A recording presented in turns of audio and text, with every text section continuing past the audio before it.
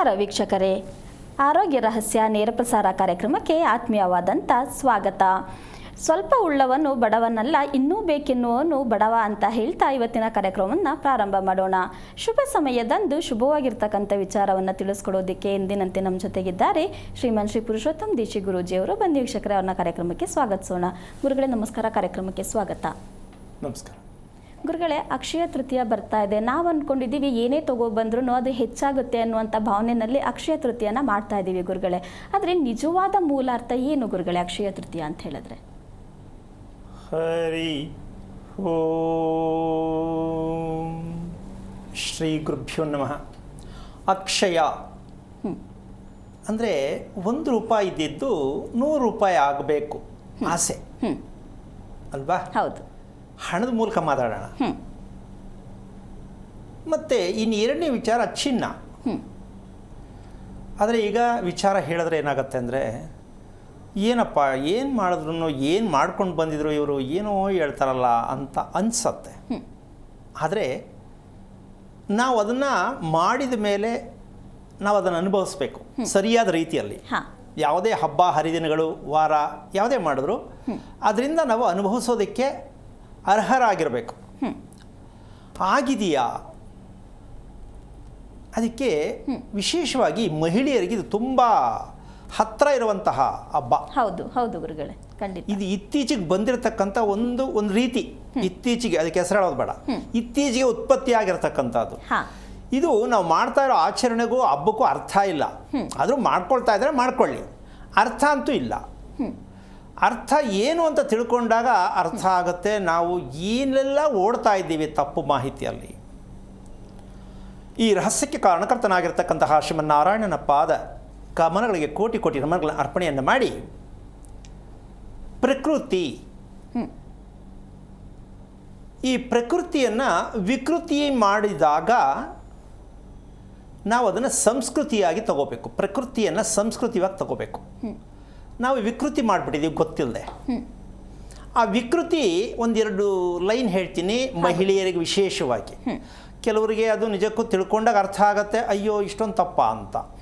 ಪ್ರಕೃತಿಯನ್ನು ಬೆಳಿಗ್ಗೆ ಸಂಜೆ ಗೊತ್ತಿದೆಯಲ್ಲ, ಇದು ಪ್ರಕೃತಿಯಲ್ಲಿ ಆಗ್ತಕ್ಕಂತಹ ಪರಿವರ್ತನೆಗಳು, ಬೆಳಗ್ಗೆ ಮಧ್ಯಾಹ್ನ ಸಂಜೆ. ಹೌದು. ಇದನ್ನು ನಾವು ಗೊತ್ತಿಲ್ಲದ ರೀತಿಯಲ್ಲಿ ಮಹಿಳೆಯರು ವಿಶೇಷವಾಗಿ ವಿಕೃತಿಯಾಗಿ ಅದನ್ನು ಬಳಸ್ತಾ ಇದ್ದಾರೆ. ಇದರಿಂದ ಅವ್ರಿಗೆ ಏನು ಸಿಗ್ತಾ ಇದೆ ಅಂದರೆ, ಬೆಳಿಗ್ಗೆ ಏಳಬೇಕಾದ್ರೆ, ಯಾವಾಗ ಬೆಳಿಗ್ಗೆ ಏಳಬೇಕಾದ್ರೆ ರಾತ್ರಿ ಕನಸುಗಳವ್ರನ್ನ ಆಟ ಆಡಿಸಿ ಓಡಾಡಿಸ್ಬಿಟ್ಟಿರ್ತದೆ. ರಾತ್ರಿ ಕನಸುಗಳಿದೆಯಲ್ಲ, ಕೆಲವರಿಗೆ ಅಯ್ಯೋ ಒಂದಾಳ ಎರಡು ಎಳ್ಳ ಬರೇ ಕನಸು, ಅದು ವರ್ಣನೆ ಬೇರೆ, ಅದು ಒಳ್ಳೆಯದು ಕೆಟ್ಟದ್ದು. ಹೌದು, ಕೆಟ್ಟ ಕನಸು ಒಳ್ಳೆಯದು. ಯಾವ ಹೆಂಗಸರು ಮಹಿಳೆಗನ್ನ ಗಂಡಸರು ಬಿಡಲ್ವ, ಬೀಳುತ್ತೆ, ಮಕ್ಳಿಗೂ ಬೀಳುತ್ತೆ. ಆದರೆ ಕನಸಿನ ಮೂಲ ಸತ್ಯ ಇನ್ನೂ ನಾವು ತಿಳ್ಕೊಂಡಿಲ್ಲ. ಅದೆಲ್ಲೋ ಬರುತ್ತೆ ಬೀಳುತ್ತೆ ಅಂತ ಅಂದ್ಕೊಂಡಿದ್ದೀವಿ. ಅದು ಕನಸು ನಮ್ಮೊಳಗಡೆ ಇರೋದು ಅಂತ ನಾವಿನ್ನೂ ಅಂದ್ಕೊಂಡಿಲ್ಲ. ಈ ಅತಿಯಾದ ಕನಸುಗಳನ್ನು ಕಾಣ್ತಕ್ಕಂಥ ಹೆಂಗಸರು ಬೆಳಿಗ್ಗೆ ಹೇಳ್ಬೇಕಾದ್ರೆ ಅವ್ರಿಗೊಂದು ಬಹುಮಾನ ಸಿಕ್ಕತ್ತೆ. ಏನು? ಒಂದು ಮೈ ನೋವು, ಇನ್ನೊಂದು ಮೈ ಭಾರ. ಯಾರಿಗಿಲ್ಲ ತಾಯಿ ಸತ್ಯ. ಇದು ಯಾಕೆ ನನಗೆ ಬರುತ್ತೆ? ಬೆಳಗ್ಗೆ ಏಳಬೇಕು ಅಂತ, ಸರಿ, ಬೆಳಗ್ಗೆ ಏಳಕ್ಕಾಗಲ್ವೇ? ಇಲ್ಲ ನೋವಿರುತ್ತೆ, ಇಲ್ಲ ಭಾರ ಇರುತ್ತೆ. ಯಾಕೆ ಅಂದರೆ ಕನಸಿನ ಮೂಲ ಕಾರಣದಾಗಿ ಇದು ಪ್ರತಿದಿನ ಅವ್ರನ್ನ ಕಾಡಿಸ್ತಾ ಇರುತ್ತೆ. ಇದರಿಂದ ಹೊರಗೆ ಬರೋಕ್ಕಾಗದೇ ಇಲ್ಲ. ಅಕ್ಷಯ ತೃತೀಯ ಮಾಡೋದ್ರಿಂದ ಹೊರಗೆ ಬರೋಕ್ಕಾಗತ್ತಾ? ಅಪ್ರಾಣೆ ಇಲ್ಲ. ತಿಳ್ಕೊಂಡು ಮಾಡಿದ್ರೆ ಇದರಿಂದ ಹೊರಗೆ ಬರ್ಬೋದು. ಮಾಡ್ತಾ ಇರ್ತಕ್ಕಂಥ ಅಕ್ಷಯ ತೃತೀಯ ವಿಶೇಷವಾಗಿ ರಾತ್ರಿ ನಿದ್ದೆ ಬರಲ್ಲ, ನಂಬರ್ 1. ಬಂದರೆ ಬರೀ ಕನಸು. ಎರಡನೇದು ಮೈ ಭಾರ. ಮೂರನೇದು ಮೈ ನೋವು. ಹೌದಾ? ಇದೆಲ್ಲವೂ ಕೂಡ ಅಕ್ಷಯ ತೃತೀಯ ಸತ್ಯವನ್ನು ಅರ್ಥ ಮಾಡಿಕೊಂಡಿದ್ರೆ ಮಾತ್ರ ಇದರಿಂದ ಪ್ರವೃತ್ತಿ ಅಥವಾ ನಿವೃತ್ತಿ. ನಾವು ಅಭ್ಯಾಸಗಳನ್ನು ಮನುಷ್ಯ ಬೆಳೀತಾ ಬೆಳೀತಾ ನಿವೃತ್ತಿ ಮಾಡಬೇಕು. ನಿವೃತ್ತಿ ಅಂದರೆ ಗೊತ್ತಾ? ಕೆಟ್ಟದ್ದು ಯಾವುದು ನಮ್ಮ ಮನಸ್ಸಲ್ಲಿ ದೇಹದಲ್ಲಿ ಓಡ್ತಾ ಇದೆ. ಏನು? ಎಲ್ಲ ಕಡೆ ಹೋಗಿ ನಾನು ಔಷಧಿ ತಗೊಂಡೆ, ದೇಹ ಸರಿ ಹೋಗಿಲ್ಲ, ಎಲ್ಲ ದೇವ್ರ ಪೂಜೆ ಮಾಡಿದೆ, ಆದರೂ ಮನಃಶಾಂತಿ ಇಲ್ಲ. ಇದನ್ನು ಚಿಕಿತ್ಸೆ ಅಂತಾರೆ. ದೇಹ ಮತ್ತು ಮನಸ್ಸನ್ನು ಬೇರೆಯ ಮೂಲಕವಾಗಿ ನಾವು ಏನು ಮಾಡಿಕೊಂಡು ಸರಿ ಹೋಗಿಲ್ಲ ಅಂತಕ್ಕಂಥದ್ದು.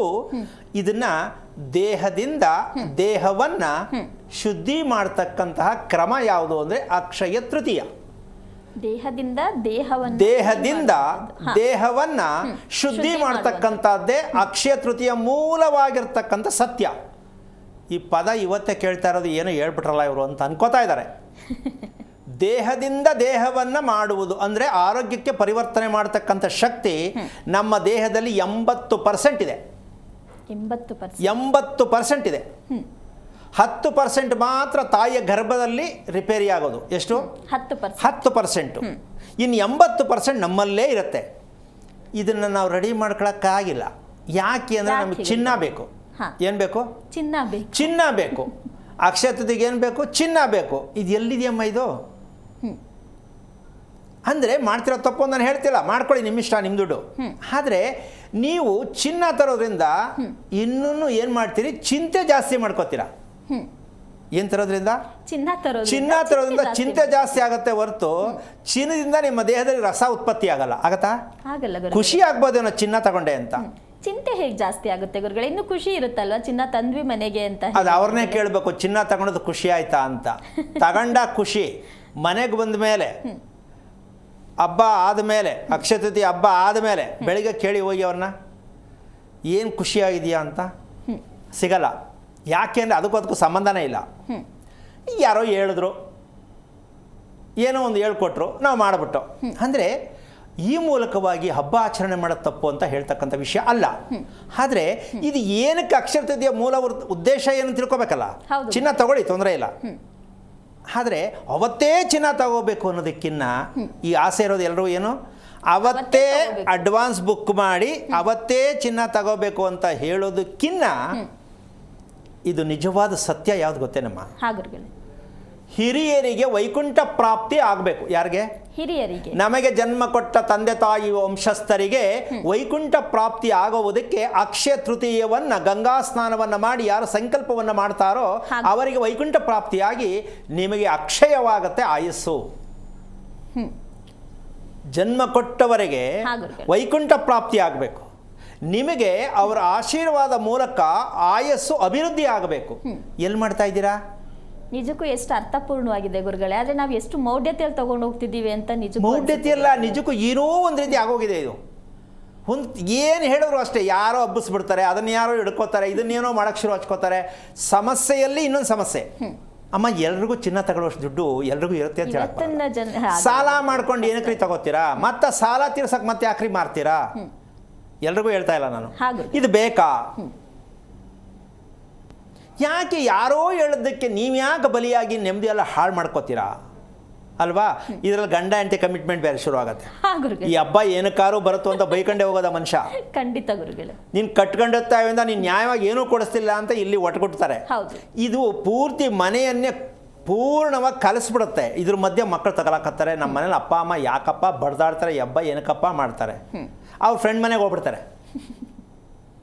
ಅಂದರೆ ನಾವು ಎಷ್ಟು ಸಮಸ್ಯೆನ ತಲೆ ಮೇಲೆ ಹಾಕೋತಾ ಇದ್ದೀವಿ ಅಂತಕ್ಕಂಥ ಅರ್ಥಗರ್ಭಿತವಾಗಿ ಯಾವುದೇ ಹಬ್ಬಗಳು, ಅಕ್ಷಯ ತೃತೀಯ ಒಂದೇ ಹೇಳ್ತಾ ಇಲ್ಲ ನಾನು, ಯಾವುದೇ ಹಬ್ಬ ಮಾಡಿ ಯಾರಾದರೂ ಆಗಲಿ ಹಬ್ಬದ ಅರ್ಥ ತಿಳ್ಕೊಂಡು ಮಾಡುವಂಥ ವಾಡ್ಕೇರಿ ನಮ್ಮ ನೆಲದ, ಭಾರತ ದೇಶದ ನೆಲದ ಭಾಷೆ ಯಾವುದು ಅಂದರೆ ಗೊತ್ತೇನಮ್ಮ? ನಮ್ಮ ಭಾರತ ದೇಶದ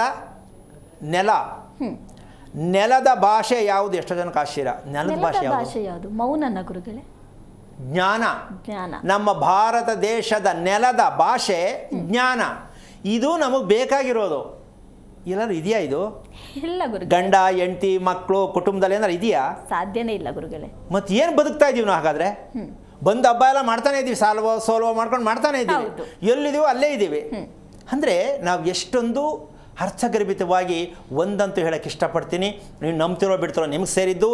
ಈ ಅಕ್ಷಯ ತೃತೀಯಿಂದ ನಿಜಕ್ಕೂ ನೀವು ಒಂದು ಸರಳವಾದ ವಿಧಾನವನ್ನು ಹೇಳೋದನ್ನು ಮಾಡಿ, ಅಕಸ್ಮಾತ್ ಕಾರ್ಯಕ್ರಮದಲ್ಲಿ ದಯವಿಟ್ಟು ಯಾರಾದರೂ ಮಾತಾಡ್ಬೋದು. ನಾವು ಇಷ್ಟು ವರ್ಷ ಮಾಡಿದ ಎಷ್ಟು ನಿಷ್ಪ್ರಯೋಜಕವಾದ ವಿಚಾರ. ಚಿನ್ನ ತಗೊಳ್ಳೋದು ಬಿಟ್ಟು ಅದು ನಿಮ್ಮ ವೈಯಕ್ತಿಕ ತಗೊಳ್ಳಿ, ನಾನು ಬೇಡ ಅಂತ ಹೇಳ್ತಿಲ್ಲ. ಆದರೆ ಅಕ್ಷಯ ತೃತೀಯದ ಮೂಲ ಸತ್ಯ ಏನು, ಅದರಿಂದ ನಮ್ಗೆ ಏನೆಲ್ಲ ಭಾಗ್ಯ ಸಿಗತ್ತೆ, ಬೇಕಾ ಬೇಡವಾ? ಖಂಡಿತ ಬೇಕು ಗುರುಗಳೇ. ನಮ್ಮ ದೇಹವನ್ನ ಚಿನ್ನ ಮಾಡ್ಕೊಳ್ಳಿ ಅಂತ ಹೇಳ್ತೀನಮ್ಮ. ಏನ್ ಮಾಡ್ಕೋಬೇಕು? ದೇಹವನ್ನೇ ಚಿನ್ನ ಮಾಡ್ಕೋಬೇಕು. ಮಗುಗೆ ಪ್ರೀತಿ ಜಾಸ್ತಿ ಇದೆ, ಅಯ್ಯೋ ಚಿನ್ನ ಮರಿ ಅಂತಾರೆ. ಹೌದು. ಗಂಡನಿಗೆ ಹೆಂಡತಿ ಮೇಲೆ, ಹೆಂಡತಿಗೆ ಗಂಡನಿಗೆ ಚಿನ್ನ ಮರಿ ಅಂತಾರೆ. ಇದು ಯಾವಾಗಲೂ ಇರೋದು ಬೇಡವಾ? ಖಂಡಿತ. ಆರೋಗ್ಯನೇ ಚೆನ್ನಾಗಿಲ್ಲ ಅಂದ್ರೆ ಚಿನ್ನ ಮರಿ ಅಂದರೆ ಯಾವಾಗ ಆ ಕಡೆ ಅಂತಾರೆ. ಹೌದು. ನಮ್ಮ ದೇಹವನ್ನು ಚಿನ್ನದ ಗಟ್ಟಿಯನ್ನಾಗಿ ಮಾಡಿ, ನಿಮ್ಮ ಮಕ್ಕಳನ್ನು ಚಿನ್ನದ ಗಟ್ಟಿಯನ್ನಾಗಿ ಮಾಡಿ, ನಿಮಗೆ ಜನ್ಮ ಕೊಟ್ಟವರಿಗೆ ವೈಕುಂಠ ಪ್ರಾಪ್ತಿ ಮಾಡಿ. ಅದಕ್ಕೋಸ್ಕರವಾಗಿ ಶ್ರೀಕೃಷ್ಣನಿಗೆ ಆ ದಿನ ಮಾಡಬೇಕಾಗಿದ್ದು ಗಂಗಾ ಸ್ನಾನ ಯಾವ ಕಾರಣಕ್ಕೂ ಮಾಡೇ ತಿರಬೇಕು. ಇಲ್ಲ ಅಂದರೆ ಅಕ್ಷತೃತೀಯ ಮಾತು ಹೇಳೋದಕ್ಕೆ ನಮ್ಗೆ ಅರ್ಹತೆ ಇಲ್ಲ. ಅದು ಮಾಡಿ ಹಿರಿಯರಿಗೆ ಅವರ ಹೆಸರಲ್ಲಿ ಒಂದು ತರ್ಪಣವನ್ನು ಕೊಡೋದು, ದಾನವನ್ನು ಕೊಡೋದು. ತರ್ಪಣ ದಾನ, ಈ ಪಿಂಡ ಪ್ರದಾನ ಎಲ್ಲ ಮಾಡುವಾಗಿಲ್ಲ. ತರ್ಪಣ ಕೊಡ್ತಕ್ಕಂಥದ್ದು, ದಾನ ಮಾಡ್ತಕ್ಕಂಥದ್ದು ಅಕ್ಷಯವಾಗತ್ತೆ. ಮತ್ತು ಆವತ್ತು ನಿಮ್ಮ ದೇಹದಲ್ಲಿ ಮನಸ್ಸಲ್ಲಿದ್ದಂತಹ ಎಲ್ಲವನ್ನು ನಿವಾರಣೆ ಹೊಂದತ್ತೆ. ಕಾರಣ ಗಂಗಾ ಸ್ನಾನದಿಂದ. ನಾವು ಮನೇಲಿ ದಿನಾ 2 ಸಲ ಮಾಡ್ತೀನಿ ಸ್ವಾಮಿ, ಅದಕ್ಕೆ ಉತ್ತರ ನಾನು ಕೊಡೋಕ್ಕಾಗಲ್ಲ. KRSಗೆ ಹೋದರೆ KRS ನೀರೇ ನಮ್ಮ ಮನೆ ನಲ್ಲಿಲಿ ಬರ್ತಲ್ಲ ಸ್ವಾಮಿ, ಅದಕ್ಕೆ ನಾನು ಉತ್ತರ ಕೊಡೋಕ್ಕಾಗಲ್ಲ. ಇದೆಲ್ಲ ಮಾತಾಡೋದ ಅಂತೀಯಾ? ಖಂಡಿತ ಗುರುಗಳೇ. ಅಲ್ವಾ? ಅದೆಲ್ಲ ಏನು ಕಮಿಟೋ ಏನೋ ಆಗ್ತಾರಲ್ಲ, ಅದೆಲ್ಲ ಮಾಡ್ತಾರೆ. ಏಕೆಂದರೆ ಬೇಜಾರಿಗೆ ಏನೇನು ಮಾಡ್ತಾರೆ, ಮಾಡಲಿ, ತೊಂದರೆ ಇಲ್ಲ, ತಿಳ್ಕೊಳಕ್ಕೆ ಮಾಡಲಿ. ಆದರೆ ಒಂದು ತಿಳ್ಕೊಬೇಕು, ನಾವು ಅರ್ಥ ಮಾಡ್ಕೊಂಡು ಬದುಕೋದು ಕಲಿಬೇಕೇ ಹೊರತು ಅದೇನು ಹಂಗೆ ಹೇಳಿದ್ರು, ಇದೇನು ಹಿಂಗೆ ಹೇಳಿದ್ರು, ಇದ್ಯಾಕೆ ಹಿಂಗಾಗಿರಬೇಕು, ಇದ್ಯಾಕೆ ಹಿಂಗಾಗಿರಬಾರ್ದು. ಸೊ ಈ ವಿಚಾರ ಅಲ್ಲ. ಇನ್ನೊಂದು ಮಾಹಿತಿಯನ್ನು ನಾನು ಕೊಡ್ತಕ್ಕಂತಹ ವಿಚಾರ ಏನಪ್ಪ ಅಂತಂದರೆ, ಪ್ರತಿಯೊಬ್ಬರು ಕೂಡ ದಯವಿಟ್ಟು ನಿಮ್ಮ ಕಲ್ಪನೆಯನ್ನು ತಗೊಳ್ಳೋಕೆ ಹೋಗಬೇಡಿ. ನಿಮ್ಮ ಜೀವನದಲ್ಲಿ ನನಗೆ ನೆಮ್ಮದಿ ಬೇಕು, ಆರೋಗ್ಯ ಬೇಕು, ನನ್ನ ಒಳ್ಳೆಯ ದಾರಿ ಯಾವುದು ಬೇಕು, ನನಗೆ ಒಳ್ಳೆಯ ನಿದ್ದೆ ಬರೋಕ್ಕೆ ಏನು ಮಾಡಬೇಕು, ದಯವಿಟ್ಟು ಹಾಕಿ ಮೆಸೇಜ್ ಕಳಿಸಿ. ಒಂದೊಂದಕ್ಕೂ ನೋಡ್ಕೊಂಡು ಉತ್ತರ ಹೇಳೋಣ, ಒಬ್ಬರಿಗೂ ಅರ್ಥ ಸಿಕ್ಕತ್ತೆ. ಏನಮ್ಮ? ಖಂಡಿತ ಗುರುಗಳೇ. ಅಯ್ಯೋ ನನಗೆ ಫೋನ್ ಸಿಕ್ಕಲಿಲ್ಲ, ನನಗೆ ಸಿಕ್ಕರೆ ಇದು ಕೇಳಬೇಕಿತ್ತು, ಎಷ್ಟೋ ಜನ ಅನ್ಕೋತಾರೆ. ಅದಕ್ಕೆ ಅಕ್ಷಯ ತೃತೀಯ ವಿಶೇಷ ಏನಪ್ಪ ಅಂದರೆ, ನಿಮ್ಮಗಳ ಕೋರಿಕೆಯನ್ನು ನಾವು ನಿವಾರಣೆ ಮಾಡಿ ಅದಕ್ಕೆ ಸೂಕ್ತವಾದ ಮಾಹಿತಿಯನ್ನು ಕೊಡೋದಕ್ಕೆ ನಾವು ರೆಡಿ ಇದ್ದೀವಿ. ನೀವು ರೆಡಿಯಾಗಿರಿ. ಪ್ರತಿದಿನ ಜ್ಞಾನವಂತರಾಗೋದಕ್ಕೆ ಪ್ರಯತ್ನ ಮಾಡಿ. ದಂಪತಿಗಳು ನಿಮ್ಮ ಮಕ್ಕಳಿಗೆ ಜ್ಞಾನವಂತರನ್ನಾಗಿ ಮಾಡೋಕ್ಕೆ ಪ್ರಯತ್ನ ಮಾಡಿ. ಅಕ್ಷಯ ತೃತೀಯ ವಿಶೇಷವಾಗಿ ಈ ಒಂದು ಸಂದೇಶವನ್ನು ನಿಮಗೆಲ್ಲ ತಲುಪಿಸಿದ್ದೀನಿ. ಎಷ್ಟು ಜನ ಬಳಸ್ಕೋತಿರೋ, ಆದರೆ ನಿಮಗೆ ಅವಶ್ಯಕತೆ ಇರತಕ್ಕಂಥದ್ದು, ನಿಮಗೆ ಅರ್ಥ ಆಗಿರ್ತಕ್ಕಂಥದ್ದು ಮಾತ್ರ ದಯವಿಟ್ಟು ನೀವು ಮೆಸೇಜ್ ಮಾಡಬೇಕೇ ಹೊರತು ಪ್ರಾಪಂಚಿಕವಾಗಿರ್ತಕ್ಕಂಥ ಯಾವುದೋ ಗೊತ್ತಿಲ್ಲದೆ ಇರತಕ್ಕಂಥ ವಿಚಾರದ ಬಗ್ಗೆ ತಲೆ ಕೆಡಿಸ್ಕೊಳ್ಳೋಕೆ ಹೋಗಬಾರ್ದು. ನಮಗೆ ಎಷ್ಟು ಬೇಕೋ ಅಷ್ಟು ಮಾತ್ರ ತಿಳ್ಕೊಳ್ಳೋಕ್ಕೆ ಪ್ರಯತ್ನವನ್ನು ಮಾಡ್ತಕ್ಕಂಥ ಒಂದು ಜ್ಞಾನ ಅಭಿವೃದ್ಧಿ ಮಾಡ್ತಕ್ಕಂಥ ಒಂದು ಸತ್ಯವನ್ನು ನಾವು ಹೇಳೋದಕ್ಕೆ ರೆಡಿ ಇರ್ತೀವಿ, ನೀವು ಕೇಳೋದಕ್ಕೆ ರೆಡಿ ಇರಿ. ಈಗ ಒಂದು ಸಣ್ಣ ವಿಷಯಕ್ಕೆ ಕಡೆ ಬಂದ್ಬೇಡ. ಏನು ಈ ಕೆಟ್ಟ ಅಭ್ಯಾಸನ ಗೊತ್ತಿಲ್ಲದೆ ಈ ಮಹಿಳೆಯರು ಮಾಡ್ಕೊಂಡಿದ್ದಾರೆ. ಯಾಕೆ ಅಂದರೆ ಕನಸು ಬಿಡೋದಕ್ಕೆ, ದೇಹದಲ್ಲಿ ಸಮಸ್ಯೆಗಳು ಉತ್ಪತ್ತಿ ಆಗೋದಕ್ಕೆ, ಯಾವುದೇ ಕಾಯಿಲೆಗೆ ನಿವಾರಣೆ ಆಗದೇ ಇರೋದಕ್ಕೆ ಮೂಲ ಕಾರಣ ಬಾಗಿಲಿಗೆ ಹಾಕುವಂಥ ರಂಗೋಲಿಯೇ ಮೂಲ ಕಾರಣ. ಏನು? ಬಾಗಿಲಿಗೆ ಹಾಕುವಂತಹ ರಂಗೋಲಿ. ಗಾಬರಿ ಆಗಬೇಡಿ ದಯವಿಟ್ಟು, ಇದನ್ನು ಬಾಗಿಲು ರಂಗೋಲಿ ಹಾಕ್ಬಾರ್ದು, ಏನು ಹಿಂಗೆ ಹೇಳ್ಬಿಡ್ತಾರಲ್ಲ ಅಂತ. ಬಾಗಿಲಿಗೆ ರಂಗೋಲಿ ಹಾಕುವುದು ಶ್ರೇಷ್ಠ ಕಾರ್ಯವೇ. ಆದರೆ ನೀವು ಯಾವ ಕಡೆ ತಿರುಗ್ಕೊಂಡು ರಂಗೋಲಿ ಹಾಕ್ತೀರಂತ ಸ್ವಲ್ಪ ಯೋಚನೆ ಮಾಡಿಬಿಡಿ. ಯಾವ ಕಡೆ ತಿರುಗ್ಕೊಂಡು ರಂಗೋಲಿ ಹಾಕ್ತಿರೋ, ಬಾಗಲ ಕಡೆಗೆ ಮುಖ ಮಾಡ್ಕೊಂಡ್ರೆ ಬೆನ್ನೆಲ್ಲಿ ಹೋಯ್ತು, ಸೂರ್ಯನಿಗೆ ಹೋಯ್ತು, ಮುಗಿತಾ? ಎಲ್ಲ ರೋಗಗಳು ತಥಾಸ್ತು ಅಂತ ಸೂರ್ಯನ ಅನುಗ್ರಹ ಪ್ರಾಪ್ತಿಯಾಗತ್ತೆ. ಬರದೇ ಇರತಕ್ಕಂಥ ಕಾಯಿಲೆಗಳೆಲ್ಲ ತಥಾಸ್ತು. ಪಾಪ ನಿಮ್ಗೆ ಗೊತ್ತಿಲ್ಲ, ನಿಜಕ್ಕೂ ಗೊತ್ತಿಲ್ಲ ಗುರುಗಳೇ ಈ ವಿಚಾರ. ಸ್ವಾಮಿ ಪೂರ್ವಕ್ಕೆ ಬಾಗಿಲು ಮಾಡ್ಕೊಂಡಿದ್ದೀವಿ ಸ್ವಾಮಿ, ರೋಗ ಯಾಕೋ ಹೋಗಿಲ್ಲ ಅಂದರೆ ನೀವು ಪೂರ್ವಕ್ಕೆ ಬಾಗಿಲು ಮಾಡ್ಕೊಂಡಿದ್ರೆ ಸರಿ. ನಿಮ್ಮ ಬೆನ್ನು ಬೆಳಗ್ಗೆ ಎದ್ದ ತಕ್ಷಣ ರಂಗೋಲಿ ಹಾಕೋದು ಎಲ್ಲೋಗಿರುತ್ತೆ, ಸರಿನಾ? ಟಾಯ್ಲೆಟ್ನ ತಗೊಂಡೋಗಿ ಉತ್ತರ ದಕ್ಷಿಣವಾಗಿ ಕುತ್ಕೋಬೇಕು ಅಂತ ಯಾರೋ ಹೇಳಿದನ್ನು ಮಾಡಿ ಮಾಡ್ಕೋತೀರ. ಬೆಳಿಗ್ಗೆ ಬಾಗಿಲಲ್ಲಿ ನೋಡಿದ್ರೆ ನೀವು ಸೂರ್ಯನ ಬೆನ್ನು ತೋರಿಸಿದ್ರೆ ಕತೆ ಏನು, ಸ್ನಾನ ಆಗಿರುತ್ತೋ ಇಲ್ಲವೋ, ಏನೋ ಪರಿಸ್ಥಿತಿ ಹೆಂಗಿರುತ್ತೋ ಹೇಳಕ್ ಬರುತ್ತಾ? ಇಲ್ಲ ಗುರುಗಳೇ. ಇದು ನಾವು ದೇವರಿಗೆ ಕೊಡ್ತಾ ಇರ್ತಕ್ಕಂಥದ್ದು ಯಾವ ಮಟ್ಟಕ್ಕಾಗತ್ತೆ ಸ್ವಲ್ಪ ಯೋಚನೆ ಮಾಡಿ. ಜೀವನ ಪರ್ಯಂತ ಕಾಯಿಲೆಯಿಂದ ಮುಕ್ತಿ ಆಗೋಕ್ಕಾಗಲ್ಲ. ಹಾಗಿದ್ಮೇಲೆ ಮತ್ತೆ ರಂಗೋಲಿ ಹಾಕೋದು ಯಾವಾಗ? ಪ್ರಶ್ನೆ ಬರಬೇಕಲ್ಲ. ಅದನ್ನು ಹೇಳ್ತೀನಿ, ಕೇಳಿಸ್ಕೊಳ್ಳಿ. ನಿಜವಾಗ್ಲೂ ದಾಂಪತ್ಯ ಚೆನ್ನಾಗಿರಬೇಕು, ಖುಷಿಯಾಗಿರಬೇಕು, ಆರೋಗ್ಯವಾಗಿರಬೇಕು ಅಂದರೆ ಸಂಜೆ ಪ್ರದೋಷ ಸಮಯದಲ್ಲಿ ಯಾರು ಮನೆಯ ಬಾಗಿಲಿಗೆ ನೀರನ್ನು ಹಾಕಿ ರಂಗೋಲಿ ಹಾಕ್ತಾರೋ ಆ ಮನೆ ಸ್ವರ್ಗಕ್ಕೆ ಸಮ. ಯಾವಾಗ ಹಾಕಬೇಕು? ಪ್ರದೋಷ ಸಂಜೆಯ ಸಮಯದಲ್ಲಿ ಸೂರ್ಯ ಮುಳುಗಿರ್ತಾನೆ ಅಂತ ನಮ್ಗೆ ಗೊತ್ತಿದೆ. ಮುಳುಗಿರೋ ಕಡೆಗೆ ನೀವು ಅವಾಗ ಯಾವ ಕಡೆಗೂ ನಿಮ್ಗೆ ಏನು ಸಿಕ್ಕಲ್ಲ ಅಲ್ವಾ? ಎಷ್ಟು ಅರ್ಥಗರ್ಭಿತವಾಗಿದೆ. ಸೂರ್ಯ ಉದಯ, ನಾವು ಸೂರ್ಯನ ಪೂಜೆ ಮಾಡೋ ಜನ ಸೂರ್ಯನಿಗೆ ಬೆನ್ನು ತೋರಿಸ್ಬಿಟ್ಟು ಪೂಜೆ ಮಾಡಿದ್ರೆ, ಅಲ್ಲ ಪೂಜಾರಿಗಳೇ ಮಾಡ್ತಾರೆ, ಏನು ಮಾಡೋಕ್ಕಾಗಲ್ಲ.